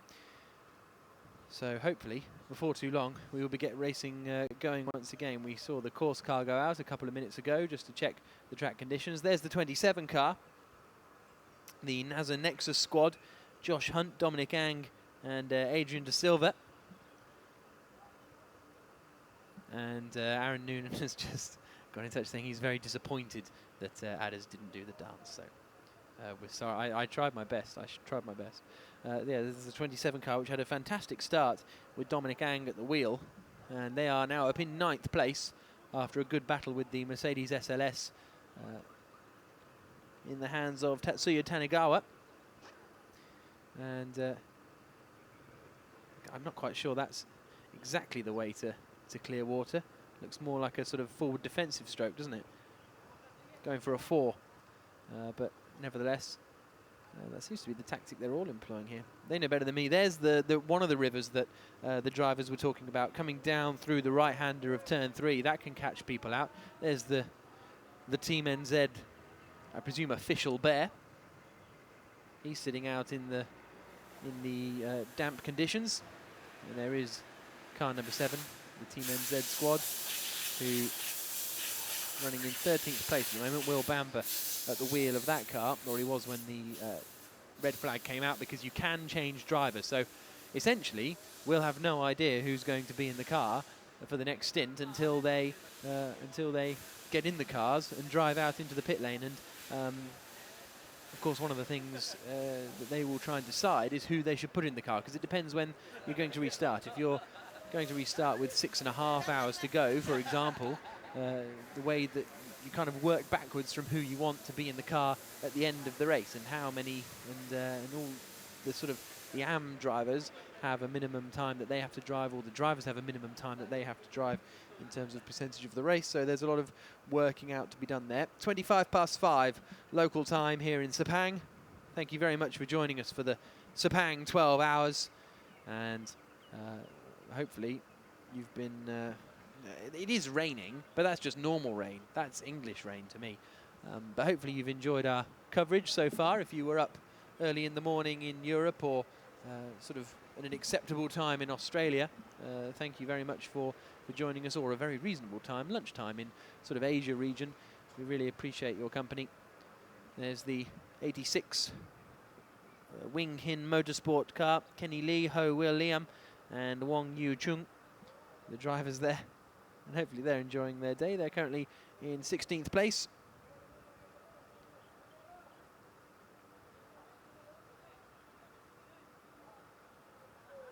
And some people, Marcel Tenkart suggesting I should help those marshals if I know how to clear water, but I don't. I was just being flippant, so my apologies. Thank you very much to all the marshals, of course, without whom we couldn't go racing.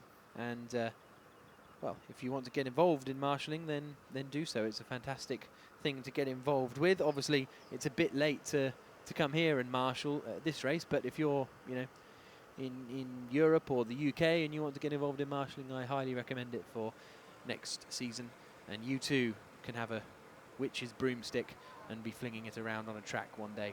There's the 55 car, the Triple F Racing with ACM. Alvaro Parent started that car. And there is Andrew Watson,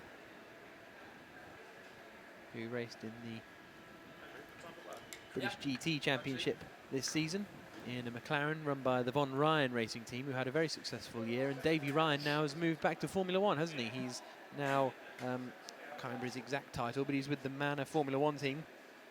performance director or something like that. So that shows you that the rain is still coming down, but it's nowhere near the thunderstorm that it was, what, an hour and a half ago now, when the full course yellow had to be deployed.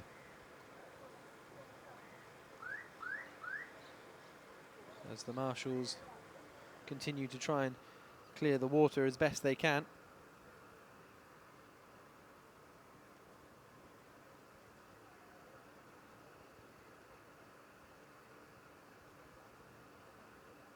And you can see just there on the right hand side, that's the sort of lookout tower for the Kuala Lumpur International Airport. 6.5 hours of this race to go, so we're only half an hour away from the halfway point of this race.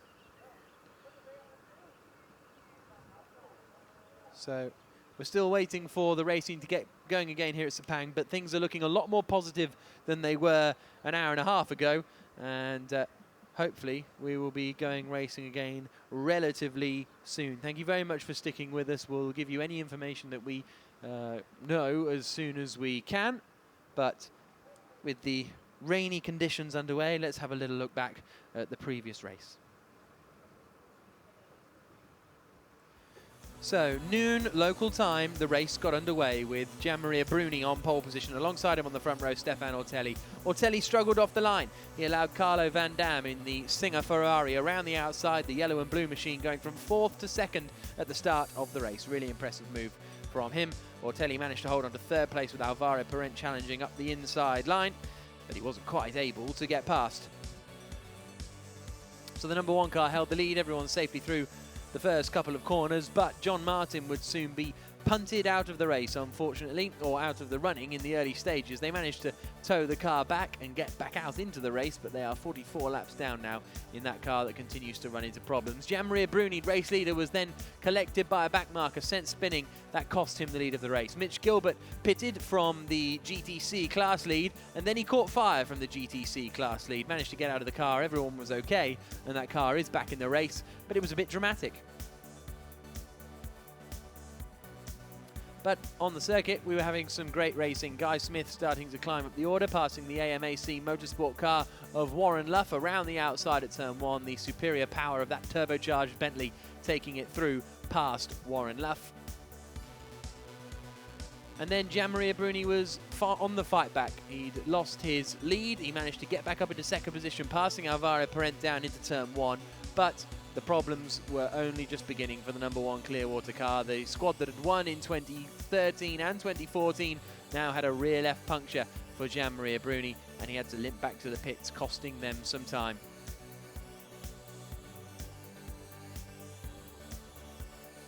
The Bentley also had troubles in the pits with the front right wheel, but they managed to sort that out in the end, and the 8 car got back out onto the circuit. Then Andrew Watson was on a charge in the 55 FFF Racing McLaren, going past Stuart Leonard in the 17 Audi, and then Leonard lost out to the 35 Team AAI Mercedes SLS as well.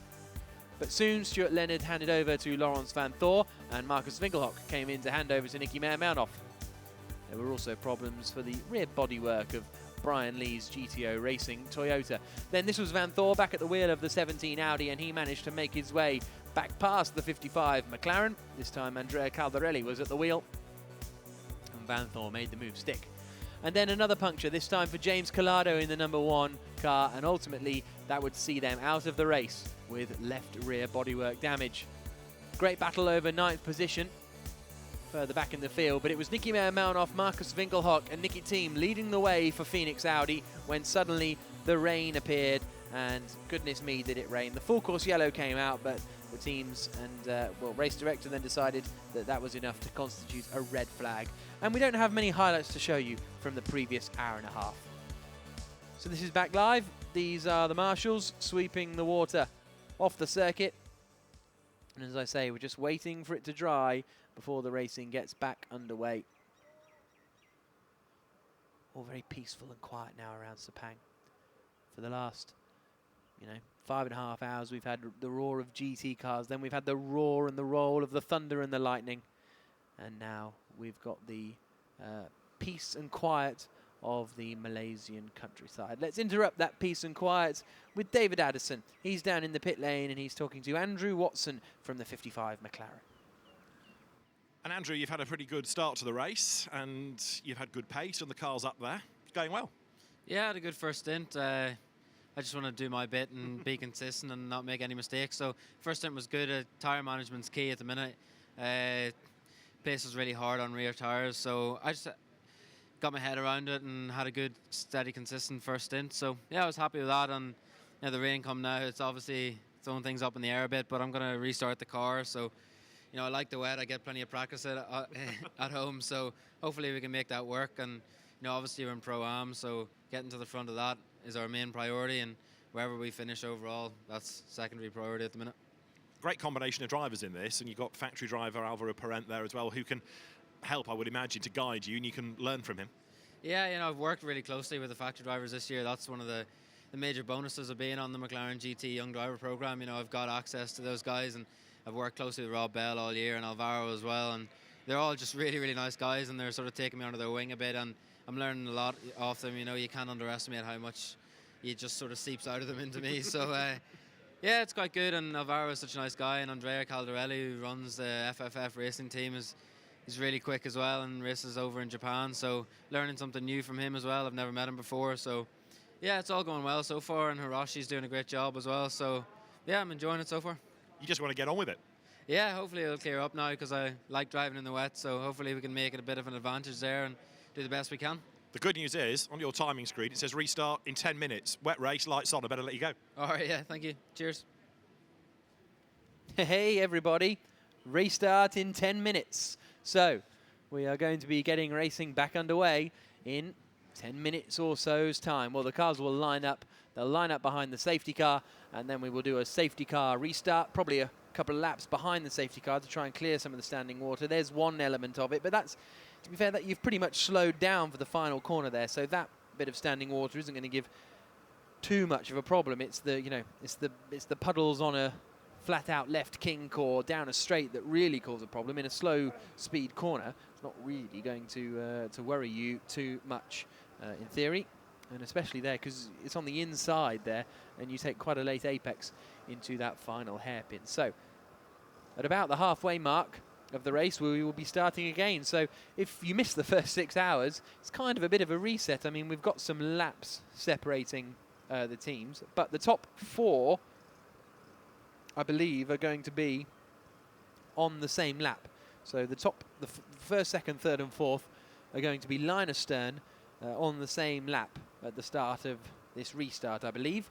We'll get official confirmation on exactly the restart order, but it will be Winkelhock leading the way with Hasser in second. Well, it depends where the 11 Ferrari gets put, but the 10-minute board has been held aloft then in the pit lane. The sirens are a-wailing, and we will be a-driving before too long, which is fantastic news. We knew the rain would come at some point here in Sepang.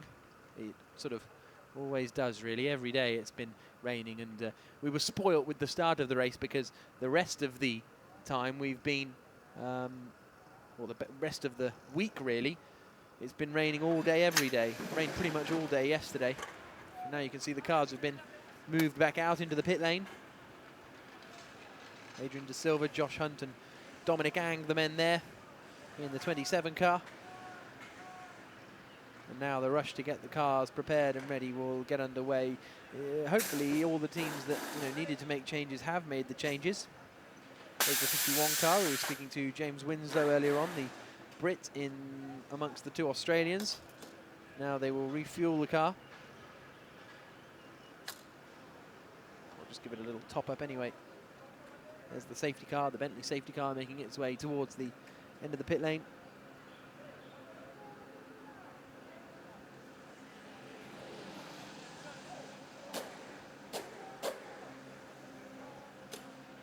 So they're going to put a lap in and see just how good the conditions are. So if we follow it around, then we may find out exactly what the conditions are like out there. There's the Lamborghini, the GT Tyres Lamborghini that is currently leading the GTC class, car number 23.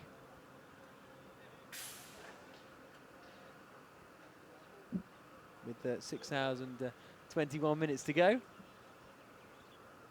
A very damp David Addison's just returned, and he looks a bit cross at me, actually, so we'll see. No, I think you've just had a lovely time, haven't you? It's been glorious. With your feet up, just, you know, letting people do the hard work. Next time I see Aaron Noonan, by the way, he's in big bother. There is a special word that Noonan uses a lot, and he has just proved that he is one.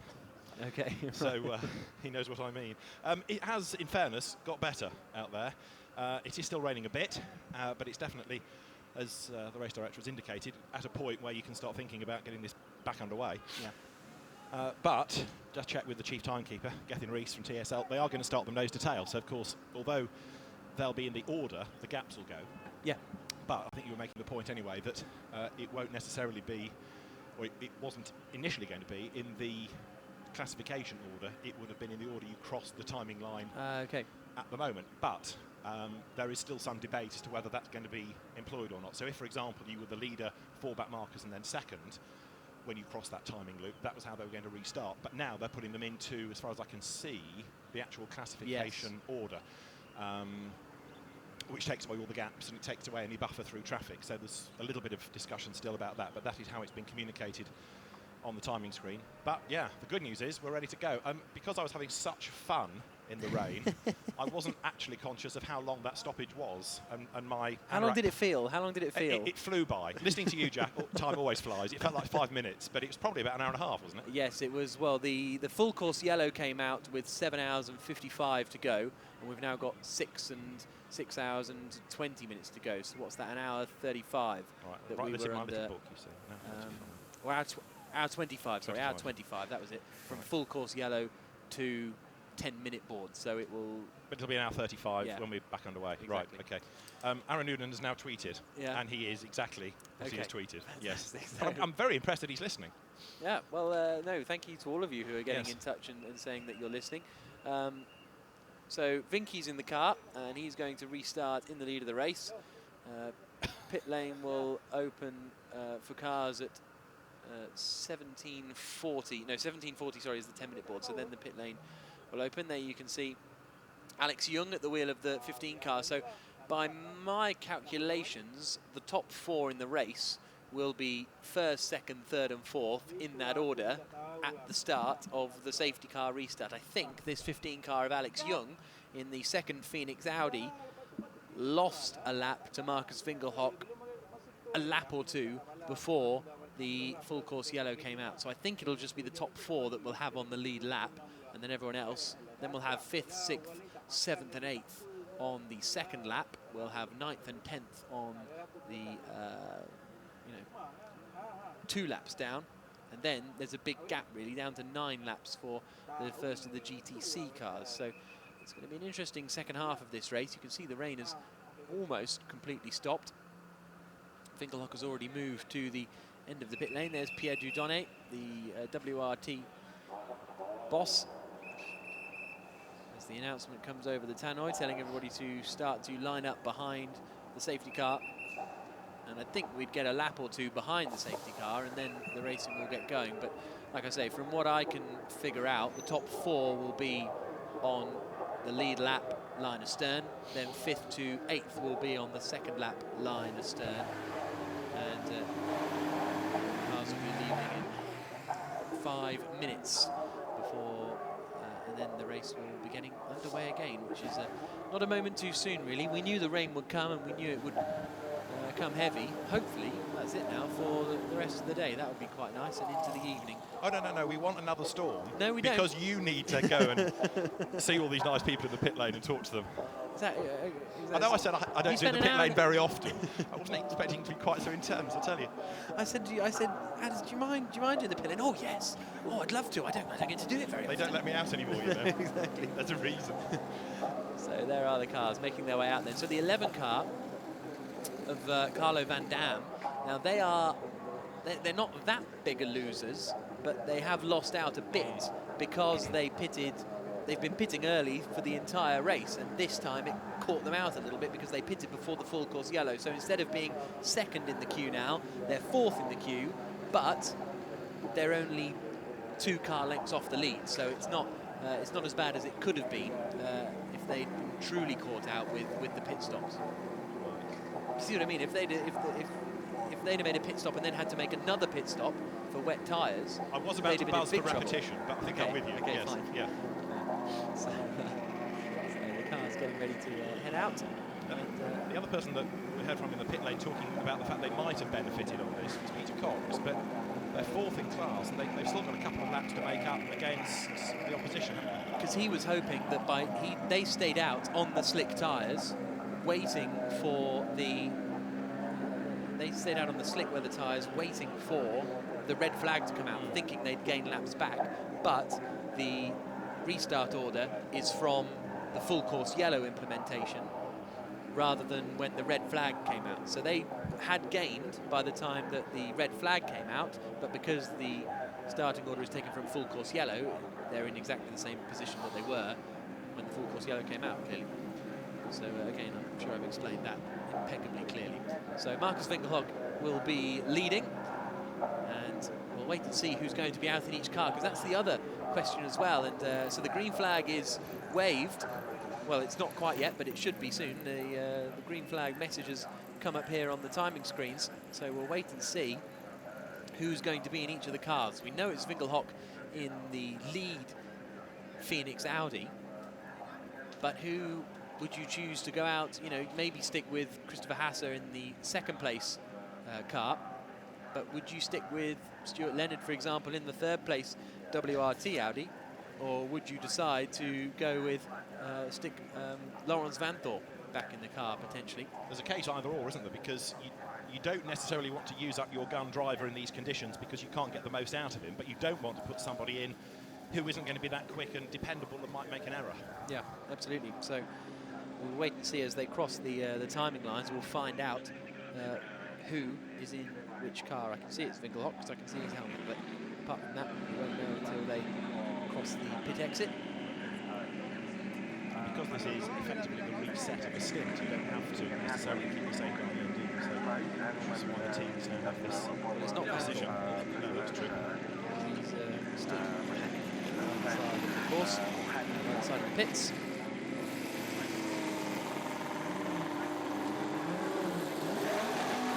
See the safety car getting out of the way and reversing up the pit lane. Okay, so they're going to loop around and meet the safety car. So we're back at distance. Race is effectively continuing. I'm not quite sure why they didn't just go around behind the safety car. But they're clearly going to go around and meet him at the start line. It's something different. And this is, in many ways, a different kind of endurance race. And that is another element of that. The Lotus, by the way, number 8, the Anthony Chan car, was being packed away while I was down in the pit lane. Nobody I could find was able to give me a proper reason other than damage. And that damage was, I'm afraid, our linguistic abilities rather fell apart. But it is well and truly going home, that car. So it did for the Ferrari in a sense, it's not for itself.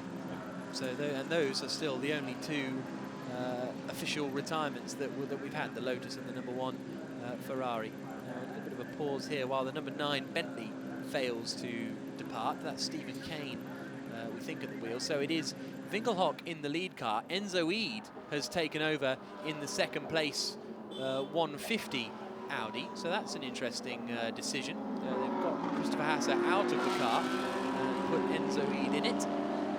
It will be still Stuart Leonard in the third place 17 WRT Audi. Still Van Dam in the fourth place 11 car, 11 Ferrari of the Singer Motorsports squad. Then it will be Andrew Watson. I still think it makes sense because you're not, as you see, fortunately Stephen Kane not moving yet, the Bentley number 9 not moving yet. You're still keeping your quick drivers with the maximum time towards the end. So even though you are going to have to rely on guys now not making a mistake, you're not losing flat-out lap times for the star drivers in the car. Now, depending on what the problem is, this is either very serious or a minor blip for Bentley, and it's more than just a marketing plan being coordinated with the crew to get the car on TV, because that needs to be out on track. And now it starts to shuffle the order again because it's going to start out of sequence. We know that 8 started the race from the pit lane, and now number 9 has its problems. Yeah, that's a real shame for the number 9 Bentley. It's not as bad as it could be because they have a lap advantage over the cars behind them. But nevertheless, it's not ideal at all, and it's... I want to to see the Bentley out in the race. So it's Van Dam at the wheel of the Singer Motorsports Ferrari. Then it's Andrew Watson in the 55 McLaren. Alex Young is in the Phoenix Asia Audi. Then it's Maxime Soulet in the number 8 Bentley. And then it should be Stephen Kane, but it's not. So that means it'll be Josh Hunt, who's out in the 27 Ferrari. Taniguchi is out in the 35 Mercedes. And those are our sort of main front runners. But who's going on? I think that's Vincent Abril at the wheel. Okay, so they don't drive a change. Stephen Kane. But doesn't seem to be going anywhere. There you can see the cars lined up on the grid behind the safety car, getting ready for the safety car restart. But they got a long old wait now because there was a bit of a queue forming behind that Bentley. And there you can see a replacement steering wheel perhaps for the number 9 Bentley. So something electrical perhaps. And that's going to be sortable by a new steering wheel, as you suggest. Okay, right. So the plot thickens. And what have we got left? 6 hours and 9 minutes and change. Halfway. Yes, time for a Paul Ricard round of Blancpain, effectively. Yes, exactly. And it's good to know. It's nice to have our leaders closed in again. Okay, it's not quite what you want from endurance racing necessarily, but I think to have the 4 front runners going at it again for the last 6 hours is going to be very entertaining. And here the Bentley sounds like it's fired up, but just isn't making any movements as the cars make their way down now towards the final corner. There is the GT Racing Lamborghini that is currently leading its class, GT Top Speed Racing in the Super Trofeo Huracan. And it is Afik Yazid who is going to take the restart in that car, in number 23. But that Bentley is being pushed back towards the garage, I fear. And nearly running over someone's sandwich box, but they managed to avoid it. But not good news for Vincent Abril and that Bentley, because that was the second of the 2 Bentleys, I think. But nevertheless, they were running in 7th and 8th positions, and they're going to lose at least a lap here, which I think will mean they will drop at least 2 positions behind the 27 Ferrari and the 35 Mercedes. And they've got a long way to go before they drop out of the top 10, because it's the GTC cars behind that are some 7 laps off the back of the GT3 cars. But Marcus Winkelhock is the man who is going to lead this race away. He's the only man to have crossed the timing line, actually. I think he's just gone across it, and as a result he's completed 112 laps of racing, and everyone else is on 111, but that'll soon change when they pull away from behind the safety car. Just when we get a chance, one of the questions that was being posed earlier on Twitter by a viewer was about track limits, and some evidence of people being rather excessive about them. That has also now been posed by 1 or 2 of the drivers to Race Control. They have an instant messaging system, and some of the drivers have asked Race Control to have a look at it, to say, okay, what's going on, because we're seeing more and more of it now. So it is being looked at, just to go back to a point that was being queried a little while ago. Okay, so that's interesting. It's not too bad a circuit for track limits, but we've seen it a couple of times in Blancpain this year. For example, Paul Ricard, where at Scene Curve at Paul Ricard, drivers are kind of allowed to do whatever they want, but it's more strongly enforced at other corners on the circuit. So I think we've got all of our cars in the queue now, by the looks of things. The Subaru is out and bringing up the rear. Great to hear from those guys down in the Subaru. That was fantastic to hear from Alan Letcher and Jim Hunter. You Googled his Bathurst role, I Yes, I did. Yes, it was great. It's worth watching, wasn't it? Yes. Vincent Valls on the right, Pierre Giordone on the left. Pierre's racing conditions like this. I mean, he was in the famous Bathurst World Touring Car race in 1987 when the Hurricane arrived at the circuit, and made everybody. I mean, it wasn't just rain; it was gale force winds and everything. That was an amazing race. When the 2 Eggenberger Sierras won on the road, and then got hoiked out to allow Peter Brock to win. Right, we have cars circulating, so this is the next racing lap.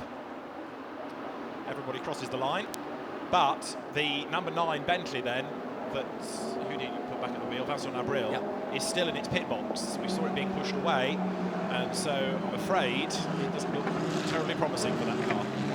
And so it looks like it's the top 5 cars that are on the lead lap at the moment. Alex Young has dropped. Now Alex Young is in front of Andrew Watson in the pack, but behind him, a lap behind him on the timing screens. I'll try and keep an eye out on that one to figure out, because they've restarted the cars in their race order as the full course yellow came out. But there you see the first Phoenix Audi, then you see the 2 WRTs, then it's the Ferrari, then it's Alex Young ahead of Andrew Watson. But on the timing screens, Watson is 5th and Young is 6th. Now that was being queried by Phoenix Racing as well on the message service, as though there's a difference between the timing loop that was being shown and the end of the lap. Okay. But, yes, I suspect it will resolve itself any moment, but it was being queried by Jens Moser and his guys. So there we are. Well, the last time I looked at the pictures, it was all bright and sunny, and now I'm looking at, especially with the Subaru, very rally conditions. Yeah, absolutely. They were gutted, weren't they? Yeah. That they couldn't keep racing. I mean, in fairness, Jim Hunter has a point, that there's an element of drive to the conditions, that's right, but when it was so bad, and Alan Adam, the race director, was explaining to me this morning that on Thursday, when the cars were out in the rain, he said some of them were filling up with water. Now, you can't, in all conscience, run a race when people's feet are going to slip off the pedals, or you can't see because of condensation, or because it's dangerous to have water in the car on any basis. So, yeah, I'll take Jim Hunter's point, but you can also see it from the race director's point of view, and if the questions are posed, it's better to be asked, why did you stop it than why didn't you? Yeah, absolutely.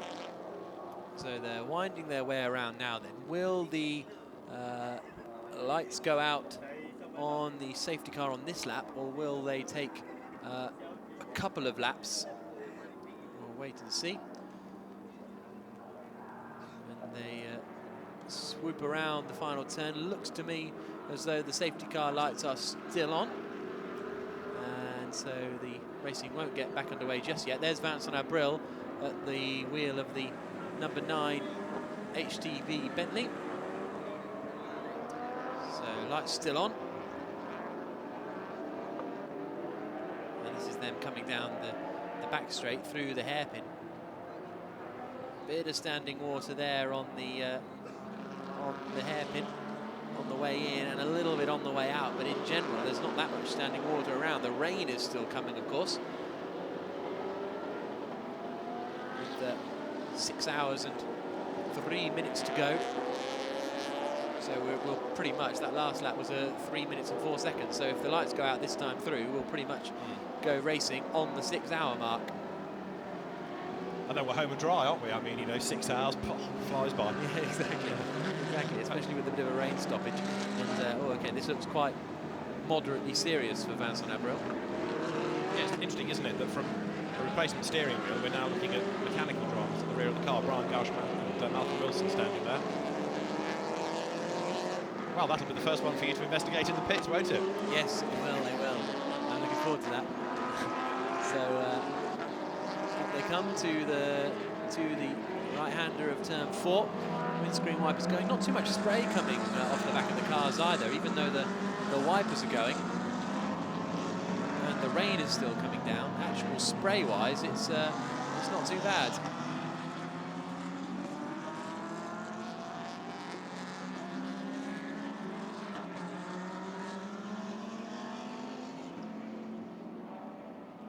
So 6 hours and 2 minutes on the clock. We'll be going racing again, hopefully, at the end of this lap. To me, it looks like it's not too bad out there now. Amazing how quickly it dries, considering the absolutely torrential nature of the rain a little bit earlier on. Still only... Oh, I think the Subaru's come back to the pits. Alan Letcher has returned to the pits in that 602 car because he was out on the circuit. And now he's not. Now he's back in the pit lane. So he's in the pits.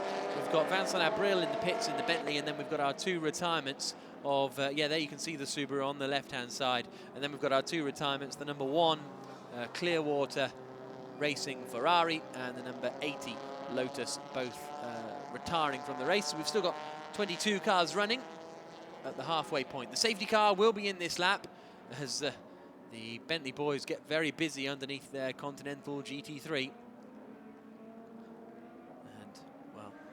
tough day for them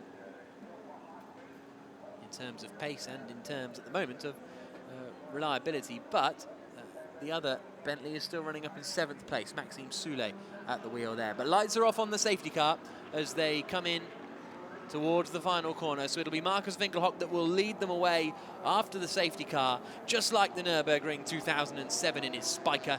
But this time he's got a lot more of a chance of winning because he is looking very, very quick at the moment. Enzo Eid will no doubt be desperate to try and get on the back of Winkelhock. Safety car comes in, Winkelhock puts the power down coming towards the final corner, and the 12 hours of Sepang resumes at exactly the halfway point after a bit of a stoppage because of some heavy rain. It's Marcus Winkelhock who leads the way for the Phoenix Racing Audi team. Across the line he comes. Enzo Eid is second for WRT. Third is Stuart Leonard for WRT Audi. Fourth is Carlo Van Dam in the Singer Motorsports Ferrari, looking towards the inside, not going to be quite close enough. Then it's Alex Young behind.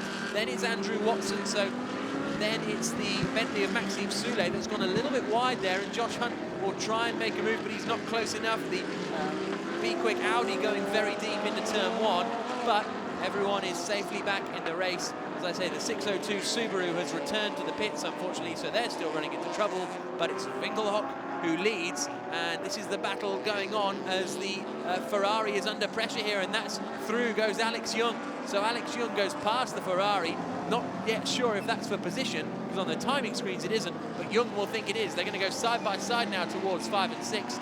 Young holds the place on the track at least. Yeah, Young shown as being a lap down, isn't he? So that's where the confusion comes, but he's going to have to throw everything at this. But that is a move for position as Andrew Watson goes past Carlo Van Dam as well. Van Dam fights back coming into the right-hander of turn number 7. Watson will have more grip on the outside potentially, and he manages to hold the place. Maxime Soulé now is the next man to try and attack the Singer Ferrari 458. On the run down into the hairpin at turn 9, he looks to the inside line, and he should be able to squeeze past. It looks as though the Ferrari has held it for the moment. But also Soulé is under attack, isn't he? Because he's got Josh Hunt right up behind him as well. So really fierce fight going on, and down in the Ferrari pit box, Josh Hunt's team watching to see whether he can find a way through. Now he is a lap down on the Bentley, but he needs to try and get up the order and get on with it. Just push, push, push. But now Winkelhock, Eid and then Leonard, out of those three, there's no doubt that Marcus Winkelhock is the man to beat because he has got the pace. Apologies that we've lost a few of the shots from corners. We've lost a few cameras because of the appalling weather we've just had. We'll get them back up and running as soon as they've dried out. So for the moment, we will have selected shots, but we'll piece it all together still. Marcus Winkelhock then, vastly experienced, leads the way, and then this goes back to the discussion we had a little while ago. You've got two drivers behind who aren't going to be as quick, but arguably now is the better time to use them when you are looking at doing absolutely flat-out laps in these conditions. So interesting to see how the teams are playing the strategies here. Yeah, it's fascinating, isn't it? So across the line comes Winkelhock after the first lap of having racing back underway after about an hour and a half delay. Well, it was pretty much 2 hours actually from full course yellow to green flag again. So and Marcus Winkelhock is leading, 1.9 seconds clear from Enzo Eid. It looks as though Soulé was going in a little deep into turn 1. There is the 16 car though of Winkelhock. Then it's Enzo Eid, then it's Stuart Leonard. So WRT second and third. Still Alex Young shown as being a lap down and not in the 4th place that he appears to be. And as I say, we'll try and get to the bottom of that as quickly as possible. Carlo Van Dam losing out, which is a little unusual because he was one of the quickest men out there in the first part of the race. And that's him there. So Van Dam has dropped back behind a lot of the other drivers as well, who he isn't actually in battles for positions with. So that is not working out that well. There's a move from the 27 car of Josh Hunt going side by side with the 35 car of Taniguchi. These two are battling over what is 8th position, and Taniguchi holds the place at the moment in the 35 Team AAI Mercedes SLS. So that's Taniguchi going past Josh Hunt and up into 8th position. So a good move there from the Japanese driver as they make their way down towards the hairpin. There's your top 3, Winkelhock, Eid and Leonard, Phoenix, WRT, WRT. And then you've got Watson in the McLaren, and then Van Dam in the Ferrari, even though they are losing places. There's Roman Brandella. And there is the Subaru back out on circuit in his 4x4. Be interested to see his lap times, actually. See what he can do. Alan Letcher in that 4x4 Subaru. Fantastic sounding car, isn't it? As it past the camera. But here is Winkelhock coming down the back straight, and Alex Young is looking really racy. He's now up behind Stuart Leonard as they disappear into the spray on the run down towards the final corner. Leonard a little wide on the way in, but you see different lines appearing in the wet conditions. And they're very tight on the way out as well, Stuart Leonard, so that's an interesting one. Soule is getting pretty close to the back of Watson in front of him. In their battle over what is now going to be 4th position. Right under the brakes goes Alex Young, Malaysian driver from Kuala Lumpur. Diving down through the left-hander, racing for this Phoenix Asia team. And his best result here was a 4th. No, sorry, this is his 4th Sepang 12 Hours. His best result was 5th with Belgian Audi Club in 2011. So if he can better 5th, it will be his best result in his 4th attempt at the Sepang 12 Hours. But still an awful lot of racing to go. Everything we've had so far, again. Stuart Leonard in his first race in the WRT Audi. It was initially going to be Stefan Riquelme in that car, but it's now Stuart Leonard breaking up the Monegasque pairing of Stefan Riquelme and Stefan Otelli, who became the first Monegasque pairing in international racing since the likes of Louis Chiron back in the day. There's the 87 GDL Motorsport squad. They're running in 17th at the moment, and I think it's Melvin Moe at the wheel. And they're up behind the 7 car of Will Bamber, who's running 3rd in GTC, a lap down on the 2nd place car in GTC, and still leading GTC is Afik Yazid in the 23 GT Top Speed Racing entry. The only car out there on GT tyres, and welcome to the race, Vincent Abril. Another Monegasque racer returns to the circuit in the M Sport Bentley, so good to see they managed to get the problem fixed, but they've lost a couple of laps and are now down in 10th position. 4 laps behind the Taniguchi and Hunt battle we were seeing a couple of moments ago. There's the look up the inside from Alex Young coming into the final corner. Is he going to be close enough to get past Stuart Leonard? Seems to get better drive through there, but unable to make the move just yet. Marcus Winkelhock leads the race for Phoenix Audi. 2nd is Enzo Eid for WRT. And this is the battle, sort of, for 3rd place. It's Leonard in 3rd place at the moment. Alex Young looking up the inside, coming into turn 1, but the timing screens show he's a lap down. Can't quite get the traction. And he's desperate to try and find a way past Leonard and make his way up the order. Really strong drive in these conditions, Alex Young. 39 years old now. Raced in Formula 1 in the early 2000s. Looks up the inside coming into turn 4. There's the move done. Oh no, Leonard holds it around the outside. Great stuff. Good defensive work from Stuart Leonard to keep it all the way around the outside at 4. And now Young's going to try the outside at 5, and they're going to go 3 wide. What a move from Alex Young. A round of applause in the Phoenix garage. That was Hakkinen-Zonta-esque. Going around the outside of both Leonard and a back marker to take the place. Fantastic stuff. Leonard still shown in 3rd place. The reason we're a little confused is because Alex Young is shown as being a lap down, but when they gave the restart order, Young was effectively on the same lap as these guys. So that's where the sort of confusion is coming from. Adders is investigating it as we speak, so hopefully we'll have an answer before too long. There's the 7 car of Will Bamber.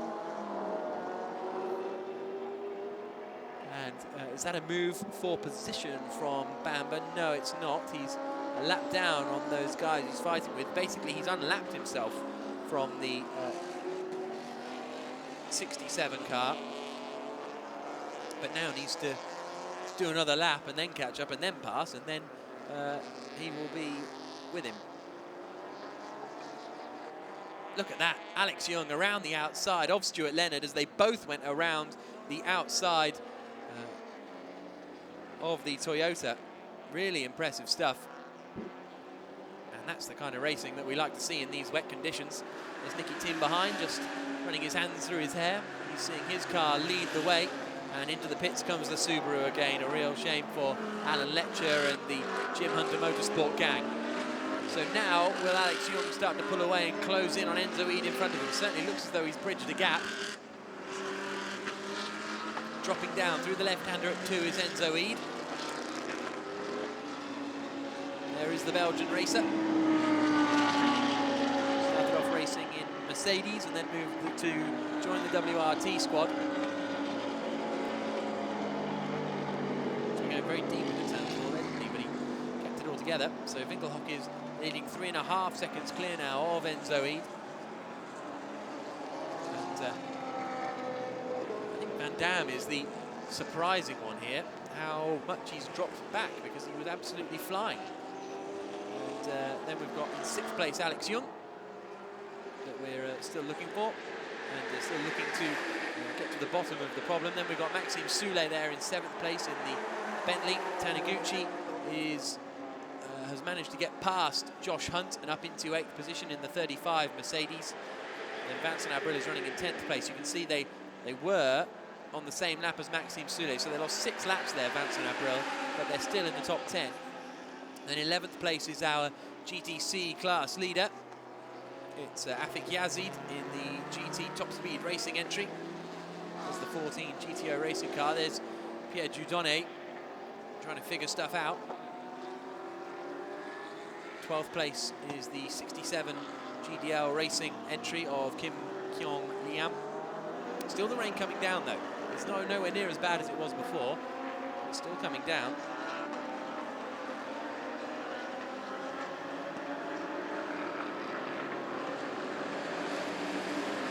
Sliding under the brakes.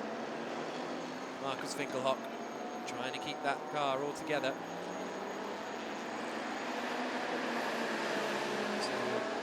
Is he the quickest man on circuit at the moment? Last lap was a 2 minutes 17.3. So he did 2 minutes 17.6, so he was some 0.3 of a second quicker. Alex Young did a 2 minutes 17.5, so they're all running at similar pace at the moment. But it is Markus Winkelhock who's the quickest man on the track at the moment.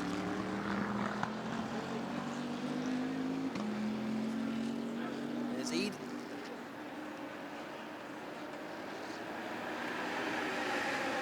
He and Christopher Mies have won a Blancpain Sprint Series race at Zandvoort in 2014. So Mies has shown he's got what it takes. There's the 15 car of Alex Young, currently shown in 6th position. And there's Laurens van Thorp watching as his car is currently in 3rd place. Only a second ahead actually of Watson. Here is that battle. So you've got Watson, who is closing in on Stuart Leonard, and then behind him you've got the 35 car of Taniguchi. So that's actually all closing in quite considerably. So yeah, Leonard to Watson to Taniguchi, only a couple of seconds apart, although Taniguchi is a lap down. I have been to ask questions about car number 15. Yeah. And I am not entirely convinced I understood the answer. It was a bit like listening to a Will Self lecture. Okay. It's all to do with when the red flag went out, but it is being looked at to make sure that everybody is in the same metaphorical boat. Okay. Because some cars pitted before the flag, some after, and it's being looked at to make sure everybody is happy. Okay, fine. Because the unusual thing is they told him to line up in that order. Yes. In that 5th place on the same lap as everyone. Yes. And then the timing screens don't show it. So that's the unusual thing. Not everyone's on the same metaphorical boat. But I have asked the question of the relevant people, and now having thrown stones into the pond, I have retreated to let this sort itself out. So 5 hours and 46 minutes to go then. Winkelhock leading now by 4.6 seconds. He's comfortably the quickest man on the circuit. Only a tenth of a second quicker actually on that last lap than Alex Young. Young driving really well at the moment, and that move around the outside of Stuart Leonard was something special at turn 5. Is this where local knowledge comes into play, do we assume? Yeah, quite possibly. The local man from Kuala Lumpur. He's raced here plenty of times. He's won the last two Audi R8 LMS Cup China Championships. Obviously, it's China not here, but nevertheless, this is his fourth appearance at the Sepang 12 Hours.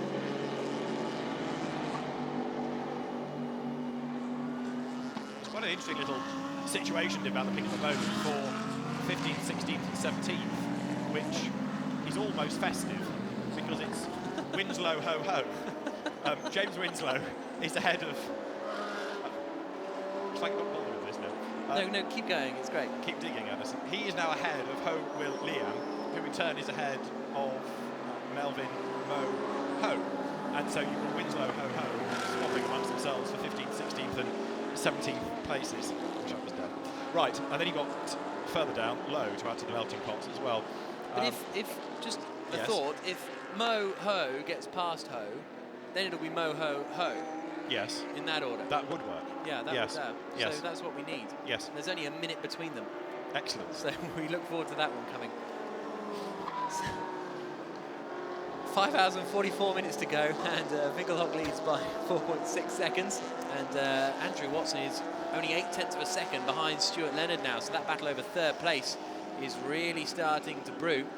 And Andrew Watson driving very well in these conditions. And we'll keep an eye out for that battle. On that last lap, he was 0.3 of a second quicker. So he's going to be there or thereabouts. Here they come now towards the final corner. It's these three cars that we see all very tight together. A little look to the inside from Taikyu, who's running in 8th place and is scrapping with these guys, but is ultimately a lap down. Actually 2 laps down on these guys. But nevertheless, good pace from that 35 Mercedes that, as we've said, has just been going and going, solid job, and they're getting the rewards at the moment. What you've also got though now is one of the problems of overtaking in these conditions, because understandably there's only one line and even that's wet, so to do any overtaking and do it offline you've got to be very, very brave indeed at the moment. So if you're in traffic you've got to take the proverbial bull by the horns and wriggle through, but do it offline. 17 then, which is Stuart Leonard on the lead lap still. Now his lap times aren't too dissimilar from Enzo Ida. He's not dropped back too much, whereas Andrew Watson is lapping a fraction slower behind, but of course he's sitting in the spray. So he's got the visibility problem as much as anything, as the cars work their way up towards turn 4. In the classes, GTC still being led by 23. That at the moment has Afit Yazid at the wheel, ahead of the 67 Porsche. Now with Leon Kyong Liam at the wheel, and then third in GTC, number 7 Porsche. That's got on with the job, hasn't it? They put Will Bamber back at the wheel of it, who did the opening stint. Into the pit lane has just come number 11, so Carlo Van Dam into the pit lane after, what was that, about 40 minutes or so. And he comes. I think we've just had a little bit more lightning over the circuit as well. Still conditions decidedly unpleasant for the teams, but Carlo Van Dam comes in for fuel but stays behind the wheel of the car. Up it goes for a new set of wets.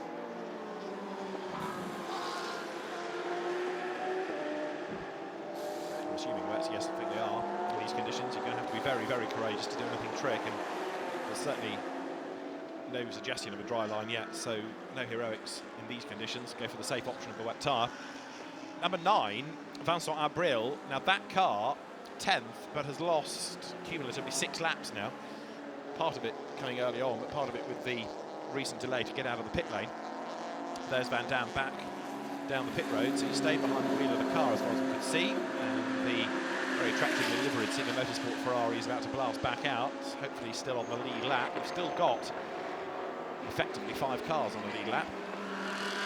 It's going to be close, because as he gets to the end of the pit straight, through there goes Enzo Ida. In fact, no, the car does lose a lap, because there's Winkelhock up the road, so second place Ida has gone through as well. Van Dam, for the moment, drops off the lead lap. He will pull that back, though, later in the stint. And the cars now turning their way down towards turn 3. There is Alex Young, who's still got this question mark about his lap to be investigated, but for the moment he is down in 6th spot.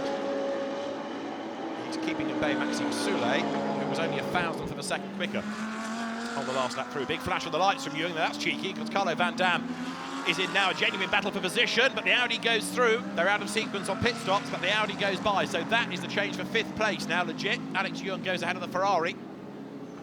And Van Dam, new into this stint, but falling back, isn't he? I mean, there's the fact that he's lost the place, but also he is falling away. Now, has the car got a problem that maybe the early pit stop was there to try and sort out? Like he felt he had an issue with the tyre, but there's something more than that, because look at the way the Audi is away, absolutely scot-free. Alex Jung clearing off into the distance, but it does make you wonder whether all is well with the Ferrari here.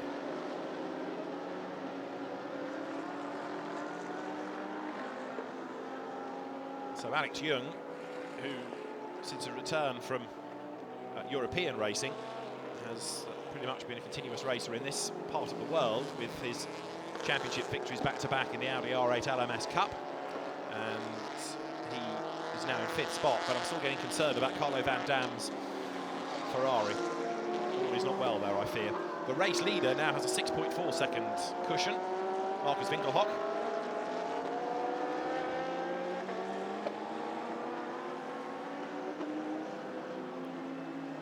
Over the timing line in a moment will come the race leader, finds the puddle, slides his way out of the final corner out of turn 14. He's fighting against the Lamborghini to put a lap on 69. It's got Zen Lowe behind the wheel of it again. And up past the pits they'll come in a moment then, over the timing line.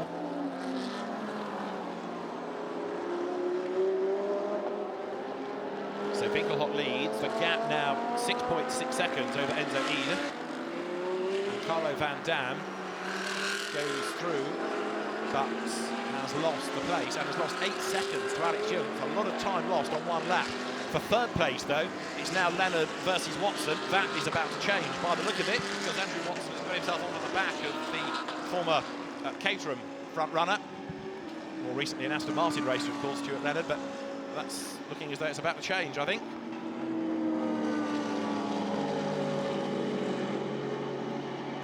Let's see as they head up towards turn 4. Is Andrew Watson close enough to have a go? Not there. That would be very daring if he were to come from so far back. So as they work their way uphill, it is Leonard 3rd, Watson 4th. The two of them running together then as they sweep downhill into turn 5, and then behind them is 35. Now that's another lap down, in fact. So in terms of track position, ignore the Mercedes, because that Taniguchi at the wheel of it is in 8th spot, and as I say, has lost another lap against this battle.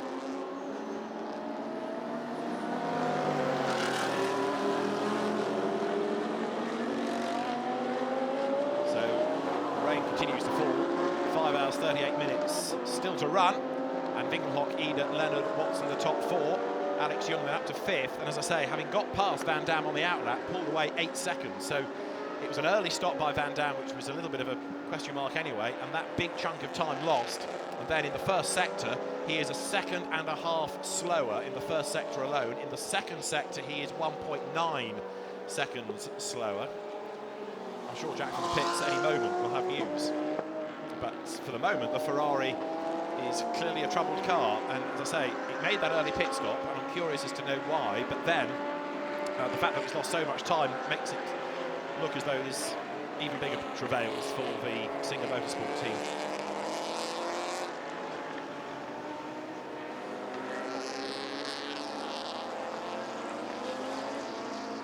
Race leader on that 125 as Marcus Winkelhock goes through.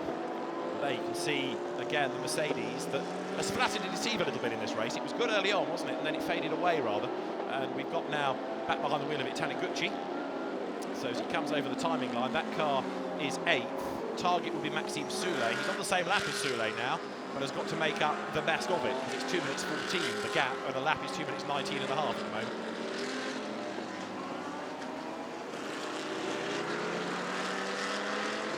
Working their way through turn 2 out of that now, and the Mercedes with the good pace has now split the Leonard and Watson battle for 3rd and 4th. So for the moment Andrew Watson is denied his opportunity to make a move here, because he's now got to try and find a way past one of the bigger cars, the Mercedes. It still looks pretty grim out there, doesn't it, in terms of the weather? Dark as well as still very treacherous for the drivers.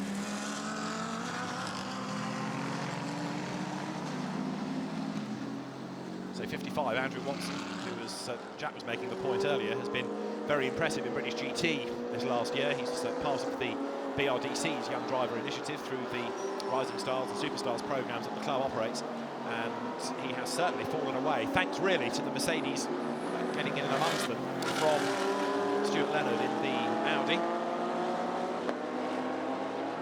That's a section of the circuit where it's a lot brighter, but where we are over the start and finish line, it's still pretty gloomy. And there's still a huge amount of water line on the road ready to catch out the unwary. As up towards the completion of the lap there, Lamborghini versus Ferrari. The Sport Garage Ferrari is still circulating, isn't it? Down in 18th place, Gerald Tan at the wheel, 26 here, which is now Peter Cox back behind the wheel, and going strongly in the GTC class.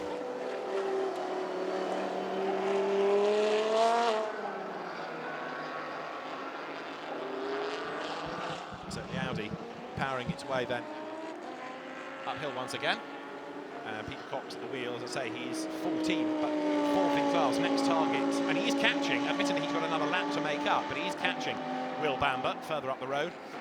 And GTC is led at the moment by the GT tyres shod Lamborghini, Afik Yazid at the wheel of it, then the Porsche, which is 67 of the GDL Motorsport team. That at the moment has got at the wheel of it the Lim Kyung Liam Hong Kong driver, and then third in the class and fourth in the class, the two I've been talking about, Will Bamber and Peter Cox, with that gap coming down between them, but it's still over a lap, effectively, between the two cars.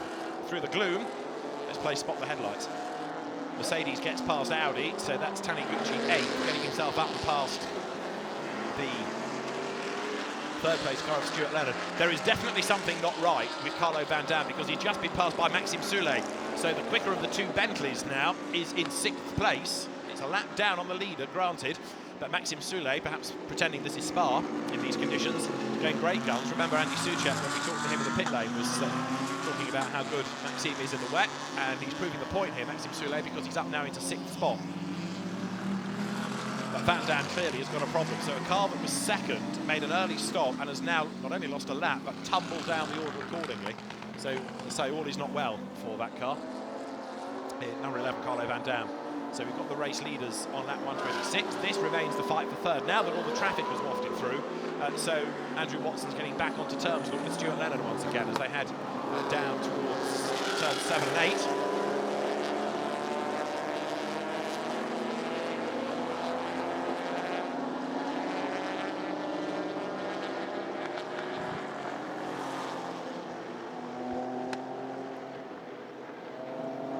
Again, we've lost one or two cameras just for the moment, but the technical team working as hard as possible to dry everything out so that we can cover every element of the circuit. But you'll appreciate in the weather we've just had, and the SRO camera team is pretty used to all sorts of conditions. They've been going to Spa for years and years and years, but we've had weather like never before here, and the team's having sheltered for a while, back on track after what was effectively an hour and 35 minutes really of suspension to the race, not a stoppage but a suspension, and Marcus Winkelhock leading the way, now 7.7 seconds to the good. And actually, although the gap is going up, it's not going up massively, is it? Fair play to Enzo Ida, who you're looking at there in the black Audi in second place, because, and again during the stoppage, Christopher Mies was praising his lap times from earlier in the race, but again here Enzo Ida is doing another very impressive job. He's still doing times better than many, and bear in mind that he is a regular racer, but he's in the car every week like some of the real pros are, so it's a good job done, this, definitely. There in 15 is Alex Young, who flashes the lights at the 87 Porsche and finds a way through on the inside, so that puts him ahead of Melvin Moe, picks up the place, and now 5.5 hours of the race remain.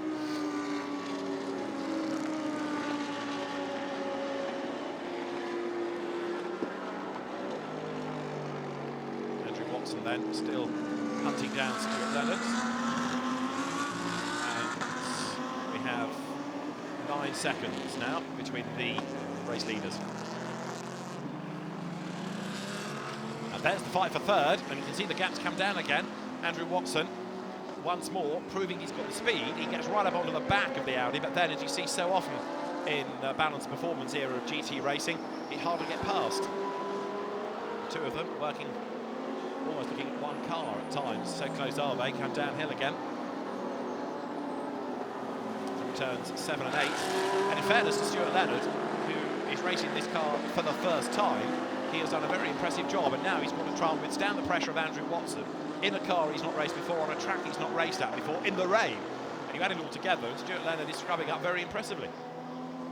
Still the fastest lap of the race, remember, done on lap 2 by Gianmaria Bruni in a car that's one of 2 official retirements, the other being the number 80 Lotus. And the 80 Lotus, incidentally, just to confirm, was chassis damage beyond repair. That was the official reason given. We've had the retirement from thanks to the organisers, and that's confirmation of that. Light rain around the track, so it's not just the spray now that the drivers have to think about, it's the rain as well. That's just been confirmed by the race director. So Audi 1, 2, 3, McLaren 4, Audi 5, Bentley 6, Ferrari 7 at the moment, Mercedes 8, Ferrari 9, Bentley 10. That's the order in terms of the different brands in the race. And interesting, isn't it, to see how number 11 is struggling now after being so good early on, but it's losing about 7 seconds a lap. It's lapping in the 2:28. It is markedly slower, that car, than anything around it. Carlo Van Dam, we know, is a quick driver, so clearly all is not well for number 11. And that is a far cry from how well the car was going earlier on in the race. So Winkelhock the leader still, 9 seconds to the good now.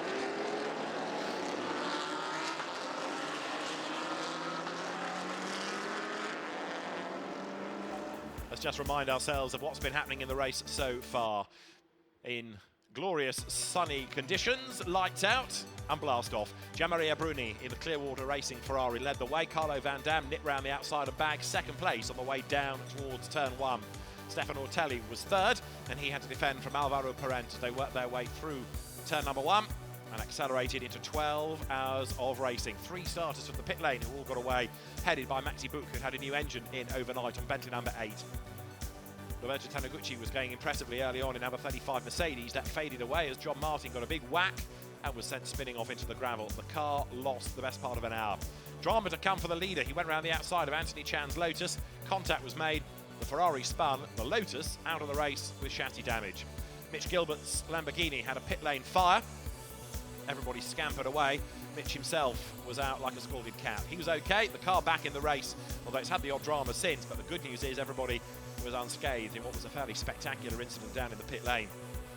More battles on track as Warren Luff in the 51 Porsche had to try to keep former Le Mans winner Guy Smith at bay, but Bentley overcame Porsche down towards turn 1, round the outside, swept Guy Smith, and that gave him track position. After the spin, Gianmaria Bruni was down to third. That became second into turn 1 as he found a way through on the inside of Alvaro Parent in the McLaren. Christopher Haase was chasing after them as well in number 150 Audi, but then more dramas for number 1. This time, a puncture. Rubber flailed off the rim as Bruni tried to drag back the car to the pit lane. It was a slow in-lap, 70 seconds lost on the way into the pits, and then a long pit stop to try to sort out the damage, and worse was still to come. Bentley number 8 had arrived with the car on lock, so that meant they had to kick the wheel to loosen it and get it off as we had the change on track between the Audi 17 and 55 McLaren, as charging through went Parent to get himself up past Ortelli, who then dropped as well behind 35 as the Mercedes rumbled its way through.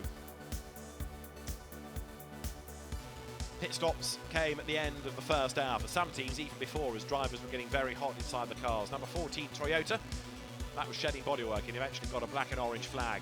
But a hard-charging Laurens Vanthoor didn't want to sit behind the McLaren any longer than he absolutely needed to, and he was able to find a way by. That gave the car position as into the pit lane with the puncture, a second puncture, came James Collado. And this time, after he'd already had to change the ECU, it was pretty much day done. Bodywork damage as well. More battles lower down the order. The 27 Ferrari carving its way into contention still from a pit lane start, running on the fringes of the top 10. And then, all of a sudden, the rain arrived. And not many people braved it for very long because the race director said, let's stop this before it gets nasty. And so people headed for the pit lane, the track had to be swept of the standing water, and the teams sheltered and quite literally weathered the storm. After about an hour plus, the cars were released in order down to the end of the pit lane, ready for the restart or the resumption of the race. But that wasn't the case for the number 9 Bentley, because that had a problem and had to go to its pit box. Vincent Abril in trouble. Everybody else waved past to get the Resumption of the race underway, but big drama for the Bentley number 9. It lost another lap in the process. The cars led away by the safety car, and now we are back live racing with number 16 Audi, Marcus Winkelhock, still the man in charge.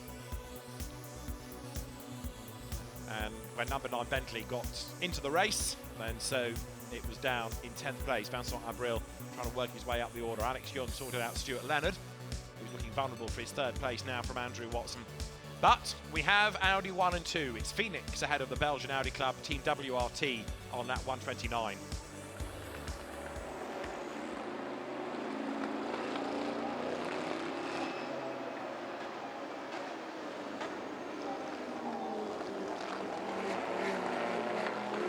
So we run lap 130, and the leading Audis now have got 11 seconds between the two of them.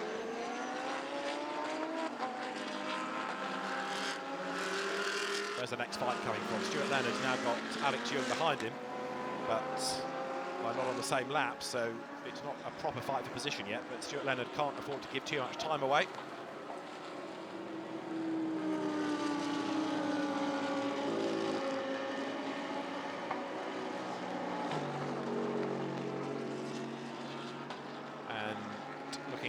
Other little battles. I'm still intrigued to know what happened to number 9 Bentley, but we'll try and get to the bottom of that in due course.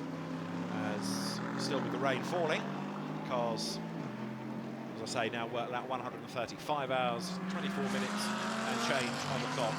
Jack?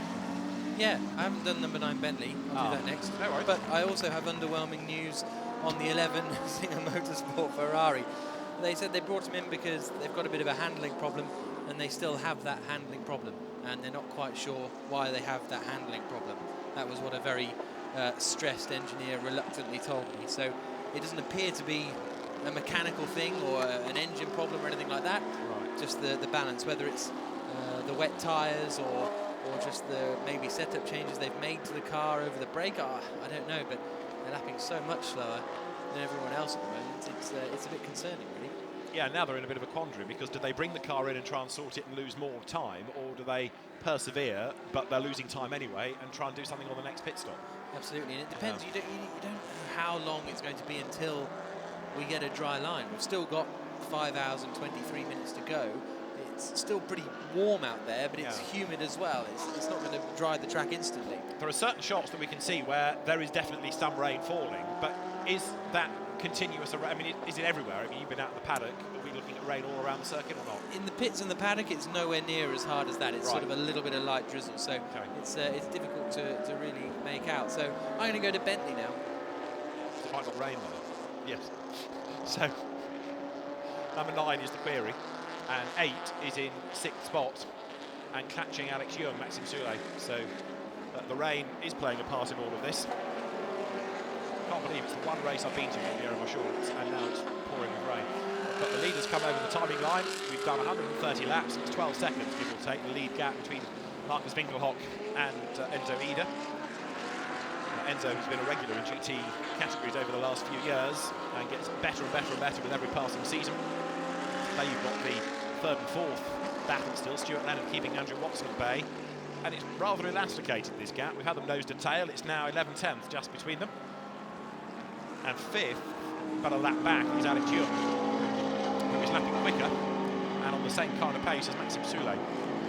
So still things can shake out of that, but what we are looking at now is a smaller number of cars on the lead lap. We either need, dare one say, the top 4 to have dramas to bring a few more back into the hunt. I'm not sure that the others are necessarily going to have the pace to claw back a lap up against the might of Phoenix or WRT.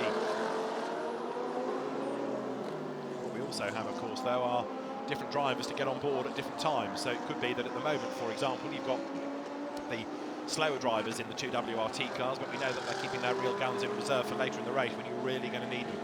So that again will have a factor in the situation. And although Maxime Soulet doesn't do a bad job in the Bentley, that you would be tempted to suggest that even quicker are Maximilian Buch and Andy Soucek.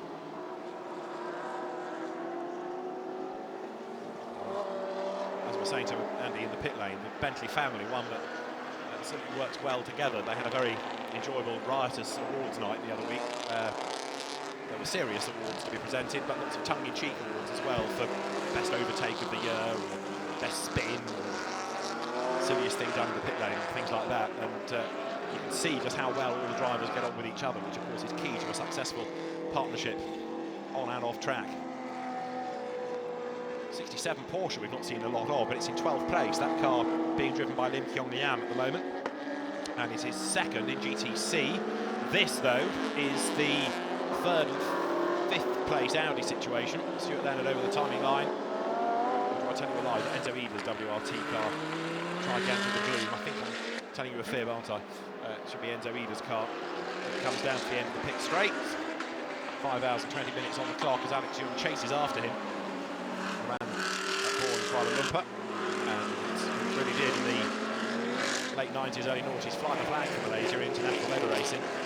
Jack was talking about his Formula 1 career a little bit earlier on, but came into the UK in Formula Renault and Formula 3, did Formula 3000. He's even had his spell down under as an enduro driver in V8 supercars. Of course, Alex was one of the original people to go into A1GP, so he's done a huge amount of racing, very, very versatile indeed. And now trying to claw that car back onto the lead lap, and at the moment lapping in the 221s. He's actually not as quick as some of those ahead, so it's going to be very, very difficult, this, I think, for number 15 to get the lap back, and it seems to have lost it as far as anybody can work out due to the timing of the red flag.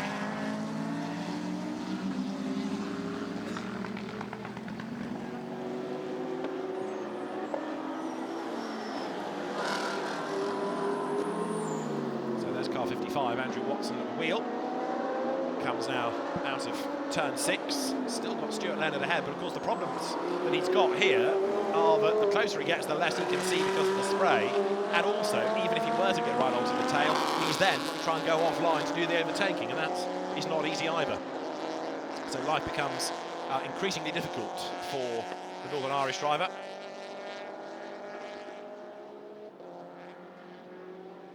Race leaders currently on lap 132, and the lead gap 13 seconds. It is now starting to creep up a little bit more between Winkelhock and Ida. So the gap widening just a little. Enzo Ida's lap time's 2:21. He is losing out a little bit. We've just had down the pit road from 9th place, 27, which is the Josh Hunt Ferrari.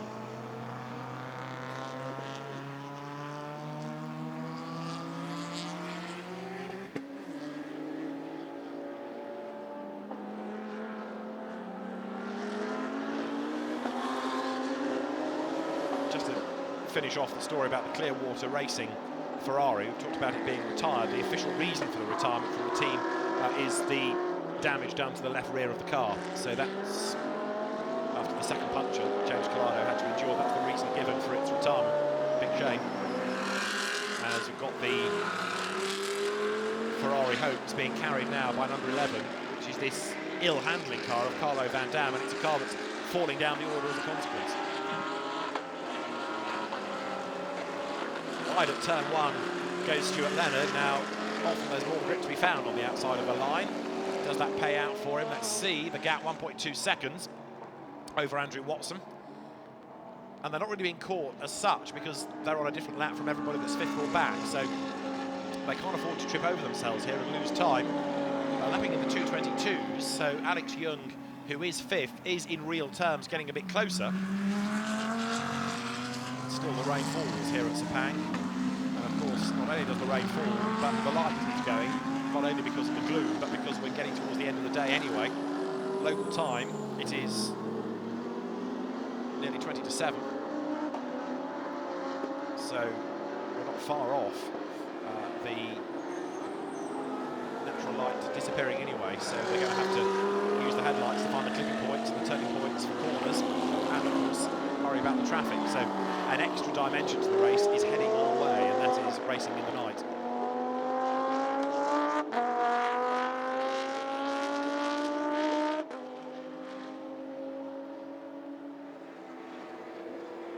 So to the approach to turn 14 comes the next wave of cars. Still you can see how much spray is being kicked up by the Bentley there. It turns its way through. And then Porsche versus Lamborghini. 69 is the Lambo. So that is Zen Lowe down in 19th place, that car.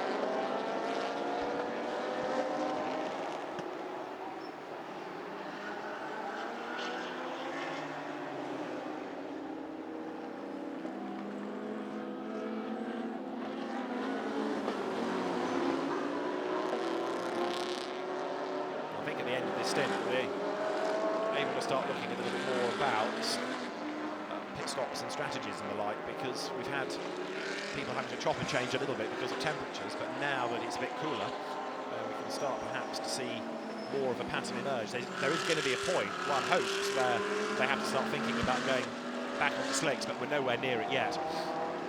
Still the rain falls, and as Jack was describing a little while ago, still it's either heavy drizzle or proper rain, depending on whereabouts you stand. We've only had 2 official retirements, though, in the entire race, and we've got 22 cars still circulating, one of which is Peter Cox, who's just come down the pit lane in 14th place overall.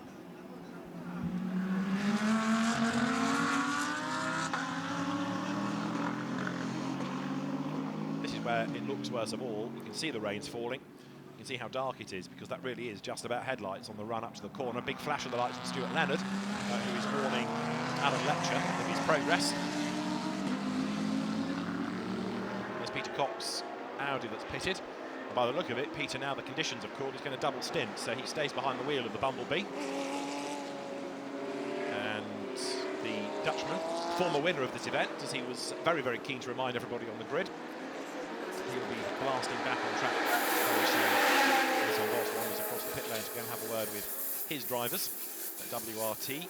Ernst Moser has the garage next to them, Ernst Moser being the man behind the Phoenix team, the same squad that runs Audi's with great success in the DTM. And at 26, now the door opens, so are they going to do a driver change after all? It looked a bit leisurely, that. Suddenly it went up on its jacks, but there wasn't a great deal of urgency in anything else.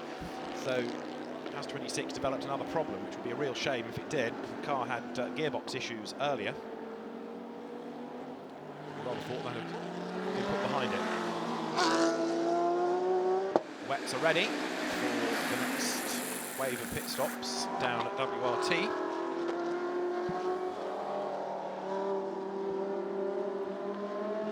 And in comes Enzo Ida then. So from second spot, Enzo Ida in at the end of lap 134, that will be.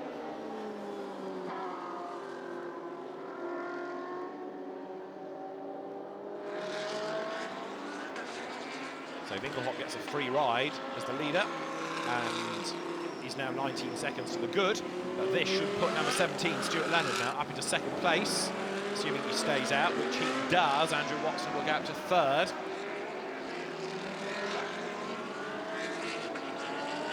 That shot graphically illustrates just how wet it is. You've got the spray hanging in the air, there's the rain, Bentley there hunting for the line down at turn 1. And although the buildings are floodlit, as you come past the pits, it is getting gloomy around the circuit. That's for sure. 150 then in the pit road. So Enzo Ida, I think possibly it's time to give it back to Christopher Hauser. You see, looks like that might well be the case in that car. Christopher Hauser to take it back. He was a real star in the first stint. And 17:52.38 was when the stint began. That was when the cars were allowed out of the pit lane, and so a stint is 65 minutes. So we are, for some, looking at about 5 or 6 minutes before they need to come in. As the new set of wets goes on to the 150 Audi WRT, that in a very short space of time has become one of the real top teams in GT racing.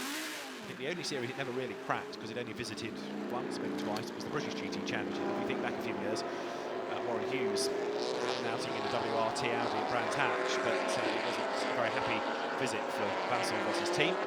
But in almost everything else it's turned its hand to, and thus far it's only really been GT racing, although I understand there might be talk of the TCR programme for the future.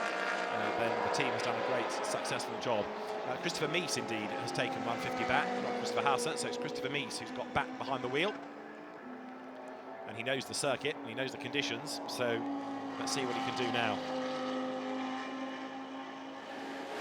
So 150 done, and so 17 should be next. And that will be Stuart Leonard come in, presumably at the end of this. For him, 135th lap. And will that go to Stefano Mortelli? Interesting to see who they put in the car next. Down towards turn 14. Up the inside there goes Andrew Watson, and Stuart Leonard does not come in just yet. He's going to stay out for another lap at least. You get the feeling that that Stuart Leonard's enjoying life here. We haven't had a chance to hear from him yet. Maybe Jack will be able to find him at the end of this next stint in the pit lane. But Stuart Leonard, he's certainly not disgracing himself despite his lack of knowledge of the car.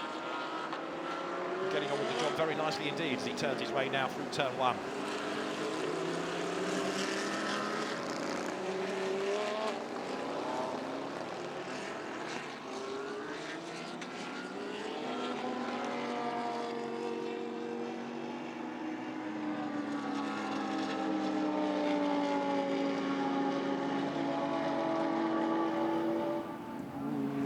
That rain, for my money, is getting heavier. That's turn 4. So the lap times that we're looking at now, 2:19s, 2:20s, yeah, people are getting slower. So still the rain is having a massive impact on all of this as the field turns through. James Winslow's just come back into the pit lane, incidentally, down in 15th place. And at WRT, more pit stops due. Adam Hardy coordinates with his drivers into the right order. We heard from Adam early on in the race.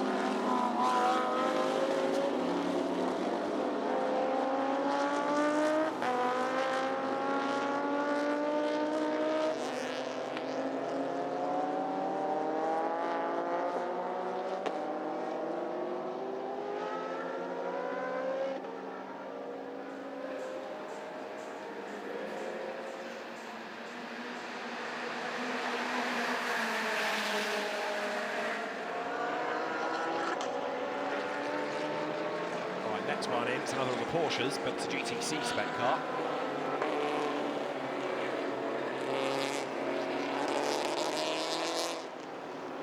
From the GDL Racing Team, 67, which is the Cup spec car, and that was after the stint of Lin Kyong-Yam, is now in 12th place. One of the drivers that regularly takes part in this event. He's also done the Creventic 24-hour Dubai, 12-hour Mugello type races. Right, so 17 is ready, and in it comes now. Stuart Leonard dives for the pit lane. So Gibbs finally up the place to Andrew Watson, but in fairness, Stuart Leonard repelled him throughout, so a good job done there. And it's going to be Lawrence Fantor who will take the car over. So that's the next part of the Hardy plan. Adam Hardy there, you can see in the background. Will be ready the moment to receive Stuart Leonard and get the Belgian driver Lawrence Fantor into the car. These conditions, I think, I know it's wet, but a lot cooler than earlier on, and that will please Lawrence, who was saying he was really dying at the end of his earlier stint, really struggling with the temperatures. So the Yokohama wets are ready, on which the car has never run until this weekend. In it comes. Stuart Leonard punches the board out of the way as he brakes, clambers out. And these natural pit stops, if you like, quick as you can type pit stops. It's not done to a time as in certain domestic championships. Do the work as rapidly as you can, and the teams now all being told you've got to have your lights on. We've now got to the point of the race where there is insufficient light, you've got to use the lights of the cars. So 2 mechanics only that are allowed to do the tyre changes, and the reason for that is if you've only got 2 allowed to do tyres, you need less personnel and you've got less wages to pay, costs down. Flip side is you've got to be very fit to do this in these temperatures for 12 hours. You're looking at 11 stops or so, possibly more if the conditions keep on changing, but you have to make unchanging stops. The guys do a great job. Away goes the car. And so now Lawrence Fantor takes over what has dropped down, number 17. But it'll be interesting to see his lap times now relative to Marcus Winkelhock. Are we looking at a battle shaping up between 16 and 17? Still don't think 150 is out of the game, but number 16 has looked so strong throughout, hasn't it?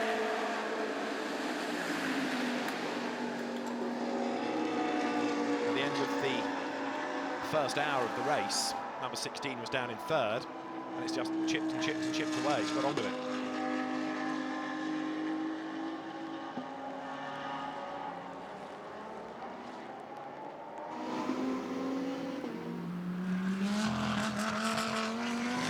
So 5 hours and 6 minutes to go.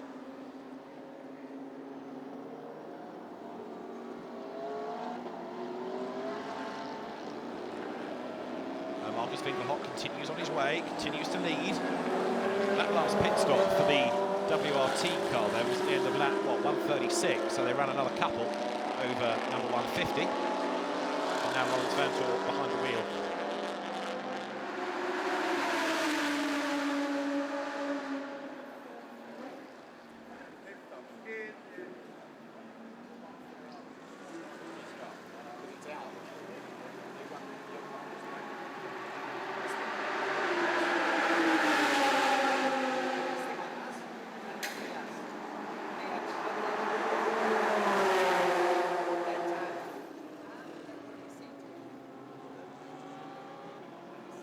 looking down on turn 14, the last corner on the lap, and the Porsche, which is the 51 Andrew McPherson-owned car, turning its way now through the left-hander up towards the timing line. Now that car, after its problem with the struts having to be changed, is down in 15th place. It's a long way back, sadly, in GT3.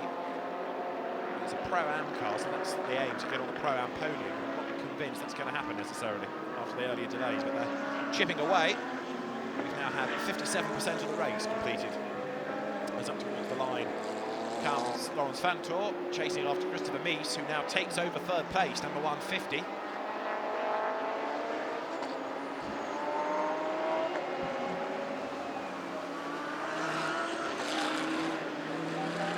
So Dinkelhoff leads, Watson is second, but they've yet to make a pit stop. As in again comes number 11. This is the Carlo Van Dam Ferrari that had already lost quite a chunk of time with an earlier unscheduled stop. But Winkelhock and Watson, as I say, have got to pit, whereas Mies and Vanthoor are into a stint now. Lots of headlight flashing as down the pit road comes Van Dam to get the team ready to say, here I am.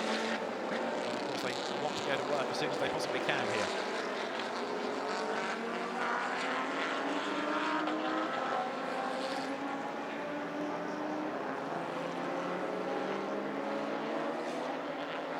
Follow suit, because also in now has come Alex Young, also in is Taniguchi in the Mercedes. 33 Porsche comes down the pit lane, so everybody gets to the same point pretty much and decides it's time to stop, including Andrew Watson now, who's in number 55 McLaren. So Marcus Winkelhock trying to stretch this stint out as long as he can. In has just come one of the Bentleys in the blue. Which one was that? Maxime Soulet's car has come in. So Soulet from 6th pits, there is 15. Alex Young gives way, and that will be released in a few moments back into the race. Pit lane very busy now. So Winkelhock the leader by 40 seconds from Andrew Watson, but he's in the pit lane, so it's going to be Christopher Mies who comes up into second spot. It'll be a massive gap, but of course some of the time will be reduced on the next pit stop. And then we can start looking ahead and working out which of the 2 Audis, which of the 3 Audis, if you bring Vanthoor's car into the equation as well, number 17 Audi, which of those is going to have to pit last, because when you pit last of all, you're going to lose the position. So now, as I say, we need to start looking at laps and see whether they can go to the end, at what point they can go to the end. Bentley 8 on its way down the pit lane again, then Andy Soucek to get on board the car. And ready for the race leader, the Audi Top Service Phoenix engineers, talking about having to wipe the windows as the leader is expected into the pit lane. It is Andy Soucek who is behind the wheel of Bentley, and Alessandro Pierguidi has taken over the number 11 Ferrari as well now, so that car is going to be back out.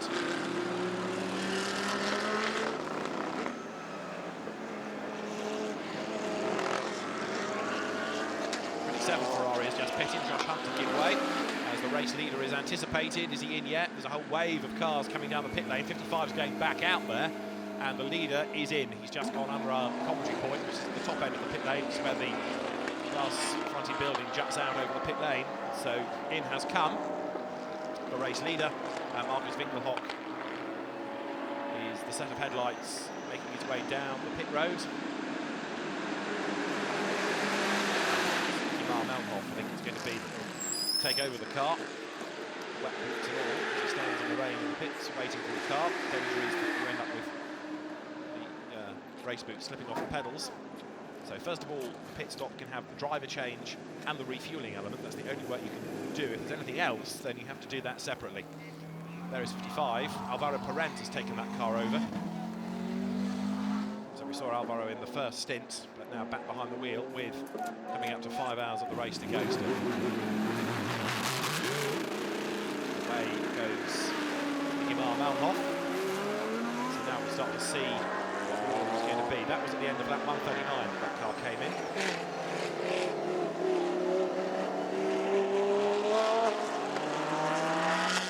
So you see how the Audis are running on different numbers of laps, different sequences here, different strategies. But 16 is still the race-leading car. Down through turn 2 he comes now, to turn 3, number 16, Ingemar Malhoff. So Nicky T being kept until the end. Ingemar Malhoff, that's being used finished up now. Number 11 has just gone over the timing line, Alessandro Pianguini. Start to see what his lap times are like relative to Carlo Van Dam in the previous stint and everybody around him now. Also back out as just got 23. Martin Rump at the wheel of a Lamborghini.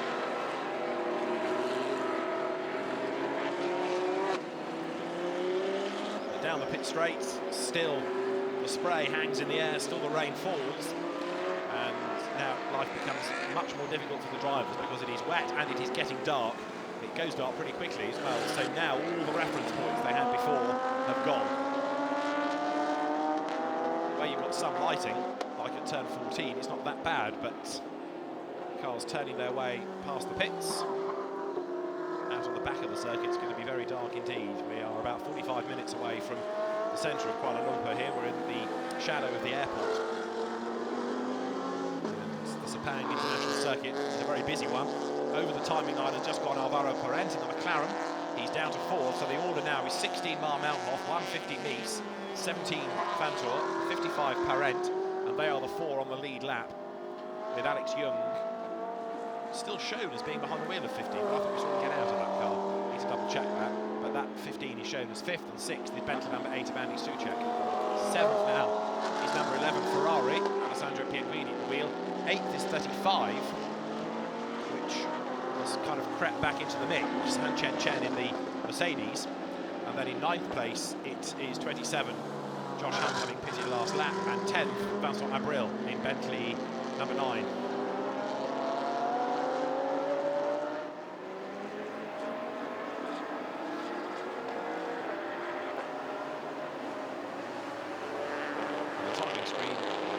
Showing 16 as being big. Again, I think that's one that's changed. So the Phoenix cars, not the transformer in the right position. See through turn 1 goes Mar Mountenhoff. There you can see how dark it looks. The gloom, the headlights pierce. So Mar Mountenhoff versus Christopher Mies. So we'll see what the gap is in a moment. Christopher Mies will come across the line. 140 laps done.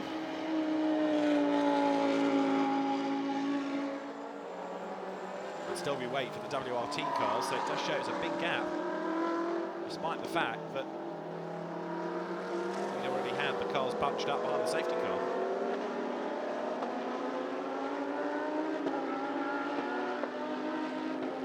Right, Mies has just gone through, and that's 53 seconds. That's a huge gap. So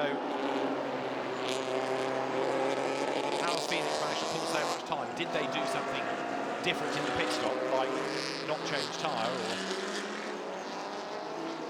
has the 150 WRT pit stop unravelled completely? Trying to do some investigation on that, because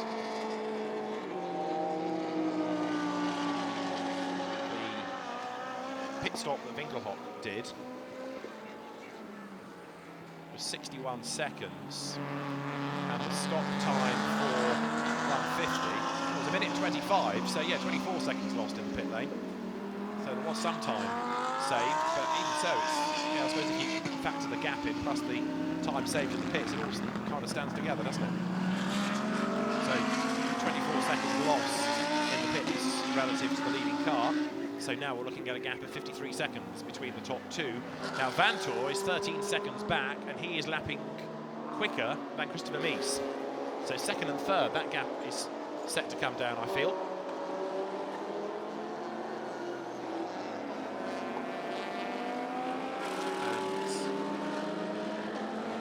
And number 15 is running in 5th place, and Sean Fong from the 15 Audi is in the pits with Jack. This is a great race for Phoenix so far, and Alex is doing a great job for you guys, but you're a lap down at the moment. Are you surprised by that? Yeah, we were, because we was in the same lap before the red flag, but I think the timing has a slight error, and on the timing screen it showed we are lap down, but I think our team is doing the best to try to fix this.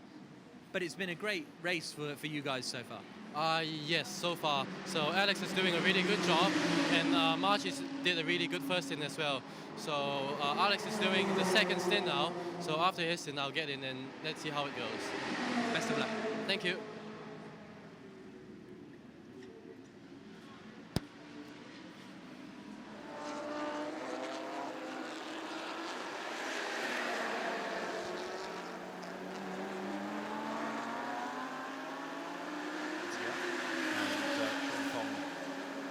racer in the Asian, China-based Audi R8 Cup. He had a win at Norrisring in the Audi TT Cup, so he's done some European racing. We saw him at Monza as well in Blancpain at the start of the year.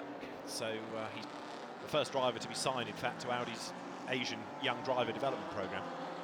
So somebody with a good future ahead of him is Sean Fong. The car that he drives is running in 5th place at the moment. But it is getting away from Andy Soucek. I was wondering whether it was being caught, but actually the lap times that Alex Young is doing at the moment are about the quickest of anybody, with the exception of Christopher Mies, who's running a very, very competitive pace. So you can understand why the team is investigating where that lap has gone to and what they can do to get it back. If I peer through the windows next door, I can often see who's in with the timekeepers, but it's a bit dark to do that now. But rest assured, the team will be trying to make sure that the result that's being indicated is the correct one.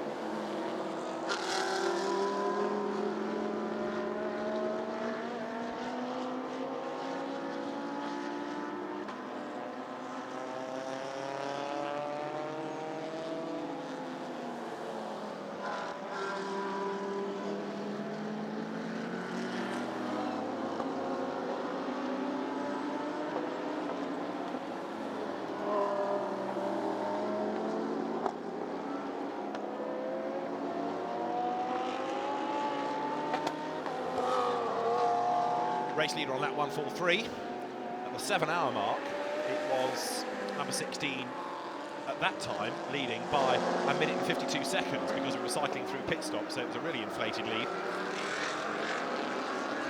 But the team's now waiting for the next wave of pit stops, and the local officials there as well, the pit lane marshals. Overall's on, ready at WRT for when they might be called into action. Of course, we did have that rather spectacular pit lane fire earlier on in the race for the number 69 Lamborghini. The Soldiers on, down in 19th place at the moment. Number 14 Toyota, 20th, with Hideto Yasuoka at the wheel of it. That car with a small engine and its small tank, but very, very good fuel economy. Continues in the race and is second now in the touring car class behind the rather more modified Toyota GT86.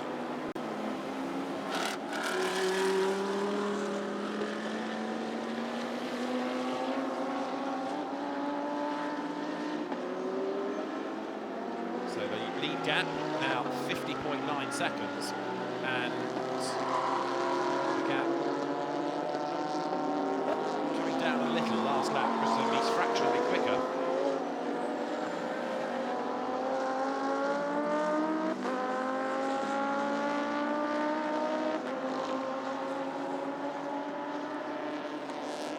Now Enzo Ida has done a good job in 150.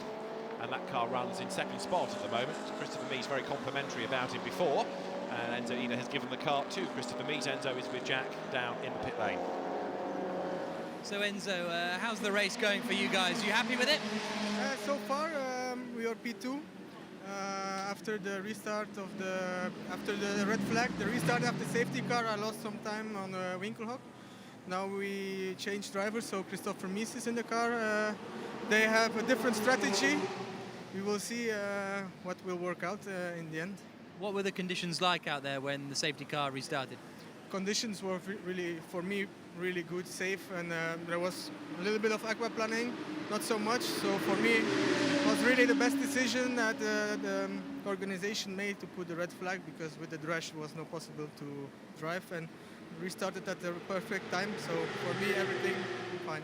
Cool. Best of luck for the rest of the race. Just for your information, Adders, for the remainder of the race now, Marcus Winkelhock is double stinting his stint. So he's still in the car and he's on the same set of tyres, which is going to be a real challenge for him to compete. And also the other Phoenix Audi of Alex Young is doing the same, because they don't think they've got enough tyres to keep changing at every pit stop for the remainder of the race. So Winkelhock and Young double stinting tyres and drivers, and I'm going to try and speak to Stuart Leonard, but he's having a nap at the moment. Why we had the big gap gained in the pit lane, so double stinting Marcus Winkelhock, that explains now, thank you for that, why they managed to claw back so much time, because they, by double stinting tyres as well as the double stint of driver, were able to gain the time, so that all fits into place now, so thank you very much for that. Marcus Winkelhock stays behind the wheel. We saw Nicky Marmalhoff getting ready, but Marcus Winkelhock stays behind the wheel, so it's slotting into place now.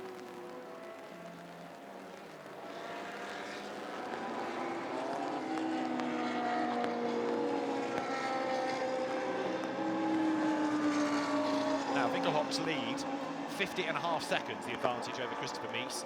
So the fear is that they haven't got enough tyres, whereas WRT doesn't seem to have that same concern. However, they might have to start thinking about double stinting tyres themselves, because they're losing time by doing a tyre change. The only reason they might benefit in the long run is if the double stinting tyres start to lose their edge. So towards the end of this stint, we'll find out whether that's the case for Winkelhock. He came in on that 1:39, so he is losing a little bit of time, but only 10 for Christopher Mies, and you don't know whether that's down to the tyre wear or the fact that it's now dark or the fact that it's still wet, and all of these are common factors. So it's hard to put an actual rule to this. But very definitely, the lap times are fractionally slower than Mies. But Fantor is the man on an absolute mission.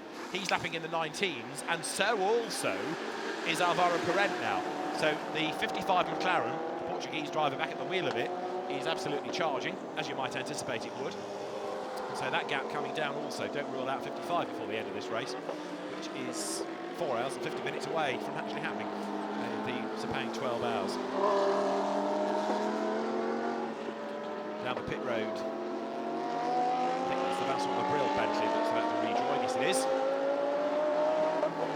Back into the race it will go. That after its lengthy stop down in 10th place, and Stephen Kane has taken it over. So stand well back, anticipate some fireworks now. We know how good Stephen Kane is, and he is given the task of hauling this car into contention, and straight away there's opposite lock applied as he comes out of turn 1. There's an apex at turn 2 somewhere, but let's not get so concerned with detail. In the dark, Stephen is trying to cope now with a very, very wet road, and of course, as I've been making the point, with virtually no reference points. Yes, the race was stopped because of absolutely monsoon-like conditions, but it's still pretty grim out there.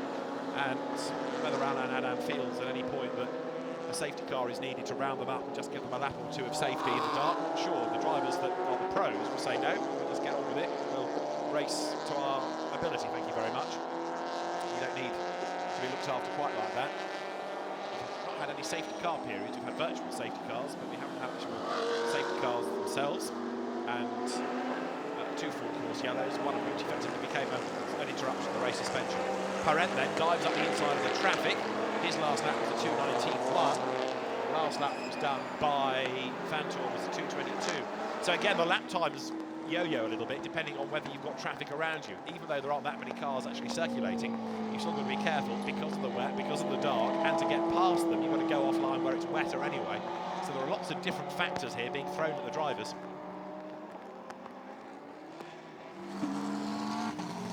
Parent then accelerates on.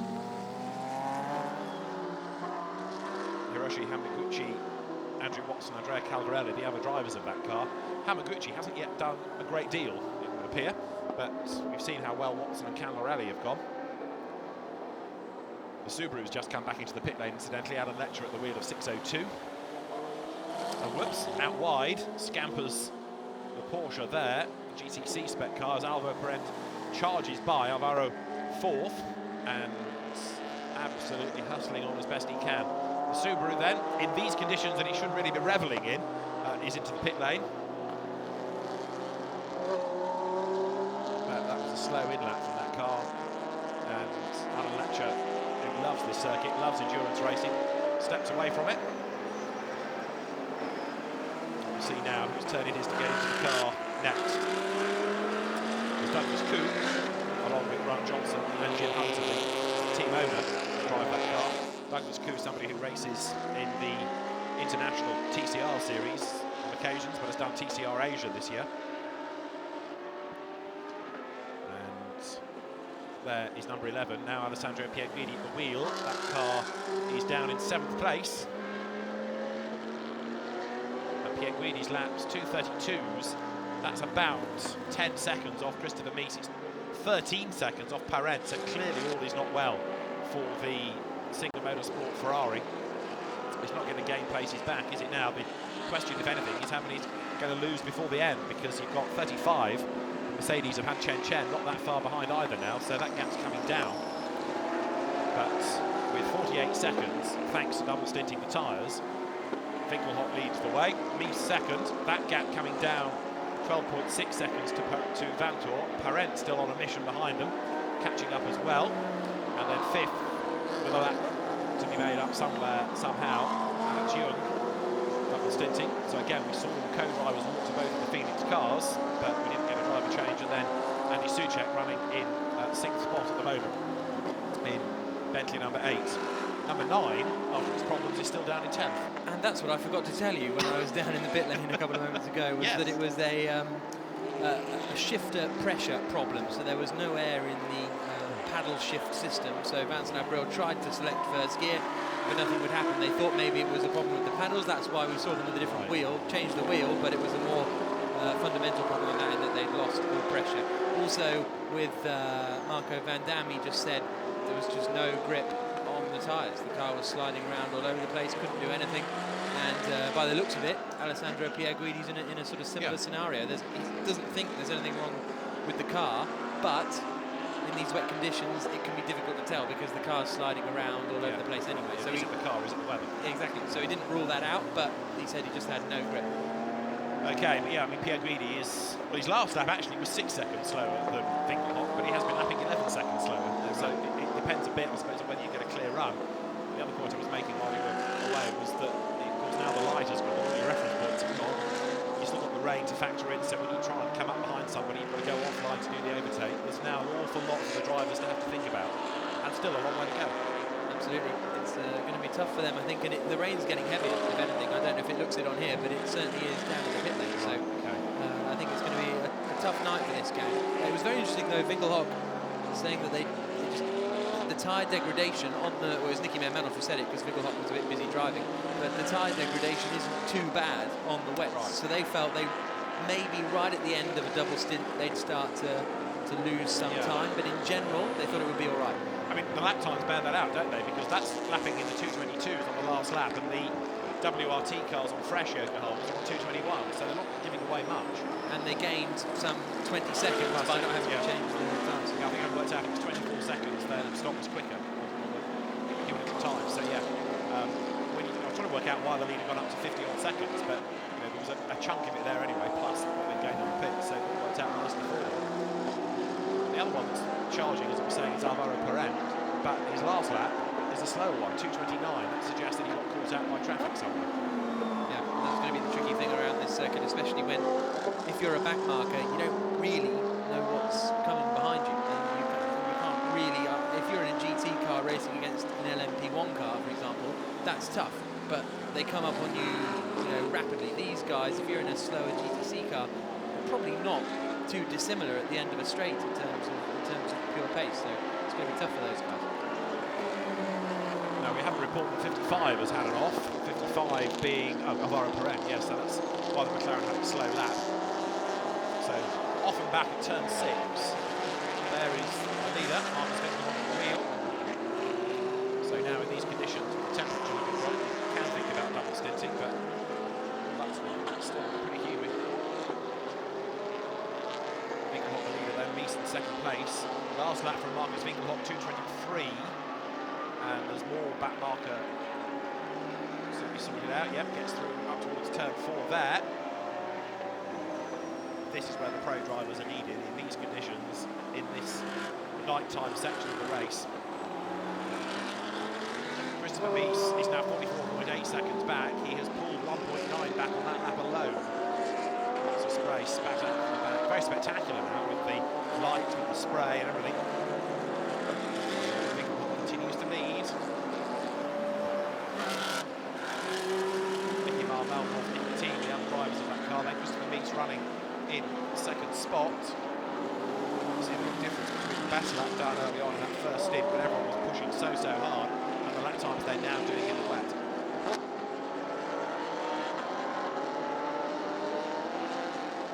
So 44.8 it was, the gap between the top two at the end of the previous lap, 1:47. This is turn 5, through the traffic, sweeps Christopher Mies. Those amber lights by the side of the road where they catch the spray, making it very dramatic indeed. So one of the favourites, the Clearwater Racing Ferrari, gone despite its pace across practice and qualifying in the early part of the race.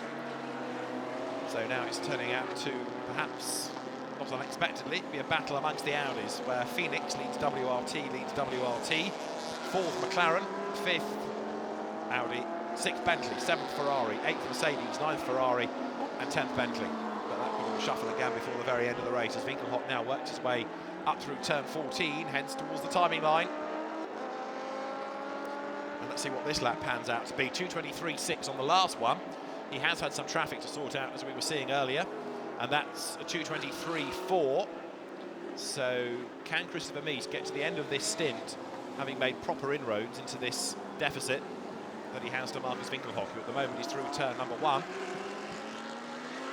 That car on 5 pit stops. The top 6 are all on 5. Then you've got Pierre Guidi on 7 pit stops. The most of anybody is 8 for the 51 Luff, Winslow, McPherson, Porsche, and 8 stops also by number 69 Lamborghini. That's the Mitch Gilbert, Matthew Senapol and Zed Lowe Lamborghini. Right, Mies goes across the timing line now, and on that lap he is 1.4 seconds quicker, so he is chipping away. He's brought the gap down to 43.4 seconds. Winkelhock to Mies, then Phoenix to WRT, gap down fractionally. Lawrence Vanthoor comes through next and is a fraction slower than Mies, not by much, but a fraction slower, and so the gap is 13.7 seconds accordingly.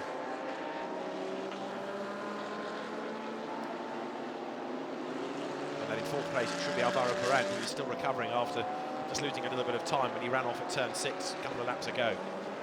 Rain reported around the track once again. Well, it's never really gone away. I read that off the timing screen, the race director communicating that to the teams just to let them know what the state of play is. But we've always had the spray, and at certain parts we've always had pretty heavy drizzle, but now it's being reported as rain all around the track. So the teams having to make sure, as Jack was making the point in the context of Phoenix, that they've got enough wet tyres to run to the end here. There is Parent out of turn 2. All back markers ahead. And Bentley behind by the look of it as well. And it has Andy Soucek squaring up relative to Alex Young ahead of him. He's falling away, but he's pulling clear of Alessandro Pierre Guidi, whose lap times are absolutely yo-yoing all the way through this.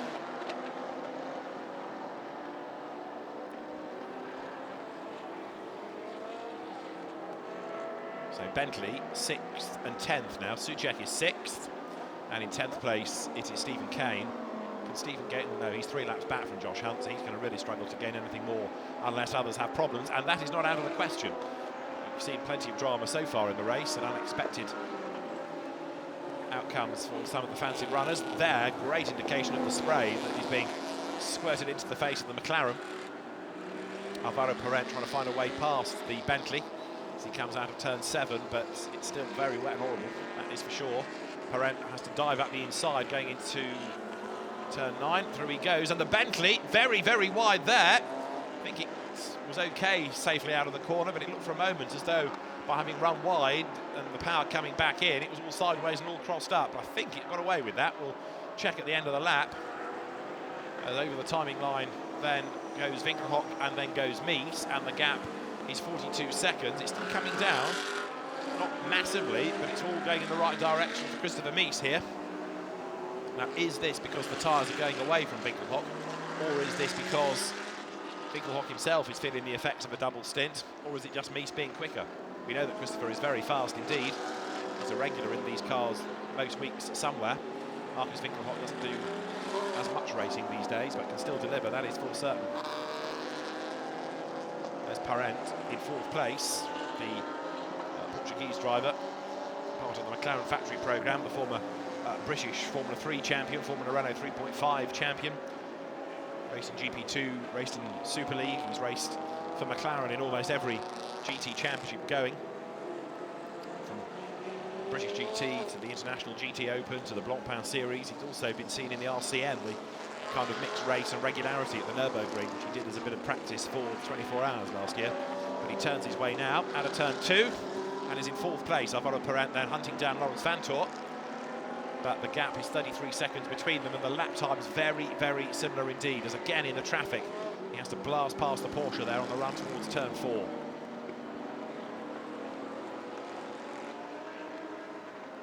And yellow flags in sector 2, we are told, and we'll try and work out for why. We're not yet being told about a car off there, but 27, now we are. 27 it is that's gone off the road, and that is the car that was in 9th place. Josh Hunt at the wheel of it, and now 87 is also off. Now maybe 27 was a lie, because that message has disappeared, and 87 is replacing it as the message on the screen. So Lim Kyung-wee in 87 off at turn 6. That, I fear, is the reason for the yellow flag. Try and get a look at it on the next lap, but the yellows are out in that middle sector. So that's turn 14 to the end of the lap, and 87 has got going again. So ignore what we briefly were saying about Josh Hunt. It was an error on the timing screen from the race control officials. It's 87 that was off the road. It is back on the track, but there's a bit of gravel now that he's brought onto the circuit. So the track is green, but we also have the car back on circuit, but a little bit of gravel on the road, and the team's being warned about that. Over the timing line goes the race leaders, and the gap now is down to 38.5 seconds. So Christopher Mies has had another really good go on that lap, and he's managed to find 3.7 seconds. He's not out of this yet. Vantor is third, doing even better lap times. Vantor is 9.3 seconds back. Winkelhock is just on a 2:27, and Vantor a 2:21. Wow. So a lot of time lost for the race leader, and now Vantor is absolutely flying. Now, why was that for Winkelhock? Was it a blip because of yellows and gravel and being careful, or is it something rather more sinister? Keep an eye to this and keep a look at the lap times, but in the first sector, yeah, Winkelhock's doing what he should do. I think it was just a very strange slow lap, so maybe we can't read too much into this for the moment. In the middle sector, he's a 10th slower than Mies. Yeah, I think the next lap's going to be much quicker than it was previously. So the gap will have come down, but not by colossal amounts. Vantor is still pressing on. And Alvaro Perent's last lap, 2:24. Is there anybody else lower down doing anything sparkling? Pierre Guidi's dropping away all the time, I'm afraid to say, in the Ferrari. The Singer Motorsport car was going so well for the first half of the race, really, I suppose you could say. Even though a couple of hours of it, give or take, were under suspension. But Marcus Winkelhock will come to the timing line in a moment. He goes through now. Those are his headlights. That's the view from the top of the pits. And the lap time that Winkelhock has just done is a 2:25, which is okay, a couple of seconds better than his previous one. And we'll see what a lap time Christopher Mies can do. We had it at about 38 seconds last time, so Mies needs to quicken up. So does Vantor to maintain this improvement, this reduction in the gap. 4.5 hours of the race remain, give or take, and it's looking very Audi up at the front. You never know what might befall them. The next group of cars comes past the pits, and Mies has got the gap down again. It's 37.5 seconds, so only pull back a second on that lap, but it's another step in the right direction. And then a Vantor lap will come through next, and he is 9.9 seconds behind Mies. He actually lost out on that lap. He lost half a second to Christopher Mies.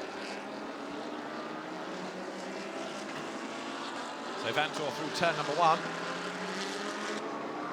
To the right, the tightens, then left. You can see the rain continues to fall. I think the general impression was that we'd have one massive thunderstorm that might interrupt the race, and then it would dry out, we'd all carry on. But carry on we are, but still having to cope with the rain here.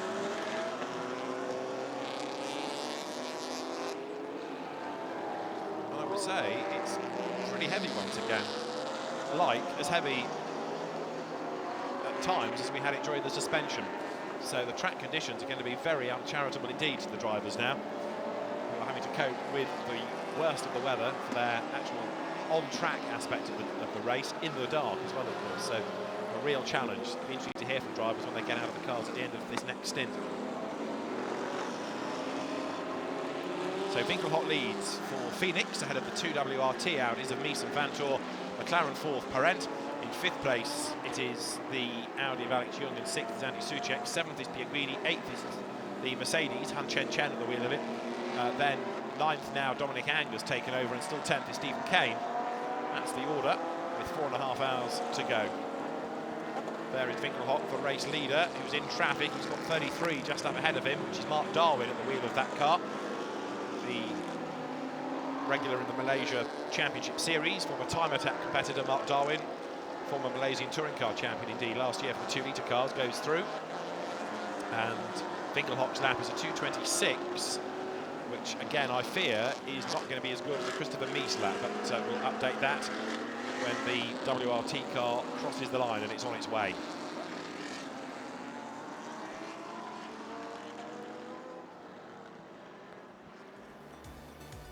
Remember when it was sunny and bright here at the Sepang International Circuit? This was the start of the race. This is how it looked when the cars blasted away, and it was the Clearwater Racing Ferrari that led with Carlo Van Dam up into 2nd place round the outside as they dived down towards turn 1. In 3rd, it was Stefano Ortelli who lost out against the Ferrari, and Nobuteru Taniguchi on the outside of the Mercedes. And that was a car that ran well in the first few laps of the race, although it did fade away a little towards the end of the stint.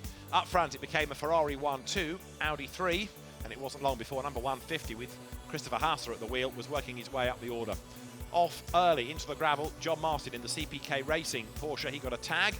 Another driver to get a tag was Gianmaria Bruni, who went around the outside of the Lotus in the hands of Anthony Chan, who wasn't really aware of how quick that Ferrari was. The Lotus out of the race, and it started the problems for the Ferrari. Drama for Mitch Gilbert in the pit lane, a fire as the car was being refueled. He was able to get out of the car was cleaned, and he went back into the race, but it then led to a number of other issues that all contributed to the pace being delayed of that car. A good battle early on in the race between Warren Luff in the Porsche and Guy Smith in the Bentley. And the Bentley, after many laps of searching, finally found a way through round the outside, going into turn 1. After the spin, after the contact, Jimmy Bruni was 3rd. He was soon 2nd on the inside into turn 1, sorting out Alvaro Parent, and also allowing the 150 Hasser Audi into the mix as well. But then more drama for number 1, a punctured tyre. Jimmy Bruni limped it back to the pit lane, but he lost 70 seconds and then had a longer stop as well as they tried to sort out the damage. Matt Griffin's stint went with no hitches, but the car was far from perfect, and then an ECU failure stopped the car on the track, and it needed another long pit stop. Bentley number 8 cycled through its stops on track. Alvaro Parent managed to find a way past Stefano Ortelli and pull clear in the McLaren once more. Taniguchi was also through on the inside of the Audi. Blue flags busily being waved by the marshals as the opening round of pit stops got underway, and the Phoenix mechanics balletically darting out of the way of the next car. Number 14 Toyota, with its flapping bodywork, was one that was brought to the pit lane, and Lawrence Vantor in number 17 Audi on his toes, charging up the inside to get past Andrew Watson's McLaren, which he did, and that enabled the Audi driver to pull clear in this Vantor's comeback race. Another puncture, James Collado at the wheel of the number 1 Ferrari this time, and the damage to the left rear corner was just too great. The Clearwater 458 going nowhere. 3 wide, Ferrari, Mercedes, Lamborghini. A snapshot of the Sepang 12 hours. Close racing, different brands, all of them desirable. And then came the rain. It wasn't long before the red flag flew, everybody headed for the pit lane. The marshals tried their best to sweep some of the standing water out of the way, and when the race director was finally content, it was time to release the cars back out from the pit lane, ready for the resumption of the race. And that was a popular move with the drivers because they've been itching to get going. Track conditions weren't ideal, and nor was number 9 Bentley, because it had a problem with the pressure in the gear shift, and it was a long stop to try and sort that out. They thought initially it would be a change of steering wheel that could do the job, but it was rather more serious than that. And so as the leading car led the field away, worried faces at Bentley as number 9 started to slip down the order, the car in 10th place when it rejoined. And so Marcus Winkelhock in number 16 led the way. Some great battles lower down the order as Alex Young, a lap back on number 17 Stuart Leonard, charged away past the ex-Minardi Grand Prix racer, putting a position on the former British club racer. Alvaro Parent was charging when he got behind the wheel of the McLaren, having taken it over from Andrew Watson. But wet tyres, the order of the day on the next round of pit stops. number 150 back into the race. And number 16, Marcus Winkelhock, electing to stay behind the wheel of the car. So Winkelhock double stinting and double stinting the tyres as well. And that helped to save time in the pits and grow the lead as number 8, which was Andy Soucek, being rather badly held up in traffic as well. A snapshot of how the race has panned out, and still plenty more to come. Number 9, Bentley, in the hands of Stephen Kane, currently running in 10th spot. You can see, even in the last couple of minutes, just how much darker it's become while we've been away looking at shots in the bright light of early in the race. Go back to live pictures and you can see just how dark it's become. The light, natural light, fading fast, and not helped, of course, by the fact that we've still got some cloud, thanks to the rain that we've got lingering over the circuit. Now the lead gap continues to drop. It's down to 31 seconds. And we're on lap 155. Enzo Eade pitted on 134. So it won't be long, I think, before we start thinking about the next round of stops. Who is the next driver to keep an eye to? It's still Vantor, I think. Lapping quicker than the two ahead of him. And Alvaro Parent, despite an off a few laps back, is getting back into his stride now because his lap times are coming down as well. He has been quicker than the 3 ahead of him. Alex Young, though, perversely, falling away, and that means that Andy Soucek is a little bit nearer to him. But again, it's hard to see a real pattern here. Some laps drivers are good, some are bad, and it's all partly to do with where they find the traffic or just how greasy and how wet the conditions are. But the last lap of Winkelhock at 2:28.3, Mies at 2:25.3. More time gained by the pursuer. So Christopher Mies, then the German driver, gains ground and off slithers. 87 is that at turn 14. It's one of the 2 GDL cars, 87 or 67. 67 has got previous for sliding off the road, and it is 67 again, and the safety car is going to be deployed. The safety car is being deployed, not a virtual, but the safety car. That's going to take the Phoenix lead away. So safety car on track at the end of lap 155 it will be. Safety car procedures. The timing screen says it's 67 that's had the spin. It's had a number of spins, but this one at turn 14. And so back on track goes now Andrew Tang. He heads for the pit lane. Whoa, very nearly finds the leader. So Winkelhock dives for the pit lane, and that safety car period is perhaps going to help him because he can pit under the safety car and lose less time while they either change drivers and or put a new set of tyres on the car. Down the pit road he comes. So the safety car won't necessarily pick up him because he will be in the pit lane. This should give the lead now to 150 Christopher Mies, who will inherit the race lead. There he is, and he goes for the pit lane as well. And I would guess that Laurens Vantor might well do the same. So nobody wanting to get caught by the safety car here. They're all going for the pit lane. So for the moment, the safety car's trying to find somebody to pick up. There are a few staying out, but not many. So in comes Winkelhock at the end of lap 155. In comes Mies at the end of lap 155. So that was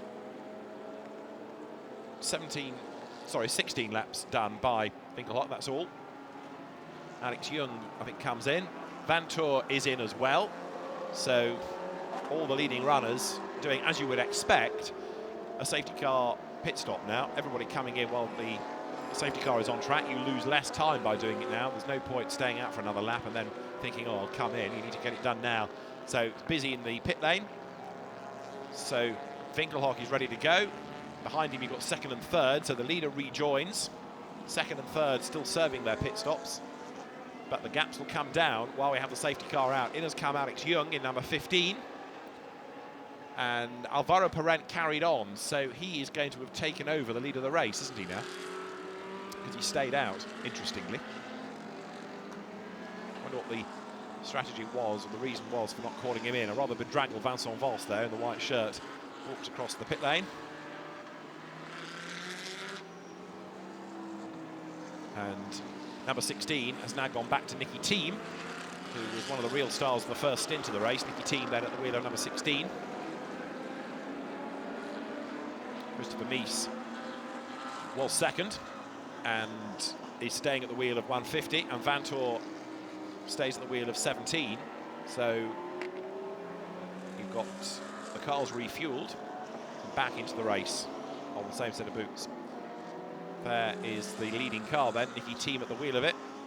So he's been given a very different track from that on which he raced earlier on, when it was hot and sunny and bone dry. Now it's dark and it's whacked and wet. Comes out of turns 7 and 8, which effectively, even though it's got 2 apices, is really one long corner, and then down the far straight towards turn 9, tight corner. The road then climbs uphill. So with 4 hours and 19 minutes to go in the Sepang 12 hours, we've got the safety car on track, and the field will follow the correct procedure. There's the Mercedes, number 35, on Chen Chen at the wheel. And everybody now, of course, under the safety car conditions are slowed right down. This I can only assume is for the weather, because we've not been told about the retrieval of any car.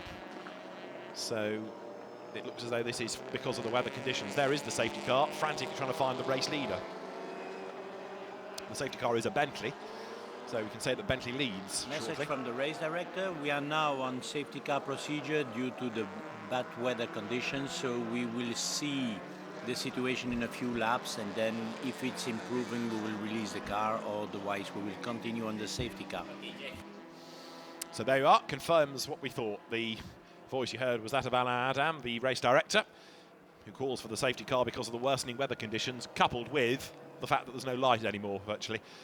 Certain parts of the circuit look better than others because of the fact that buildings are lit, but most people coming for the pit lane, I'm still surprised that some are staying out, really am, because you think this would be the ideal time to get the pit stop done. The leader will now be collected, but look at the gap between them, the top 3 as one.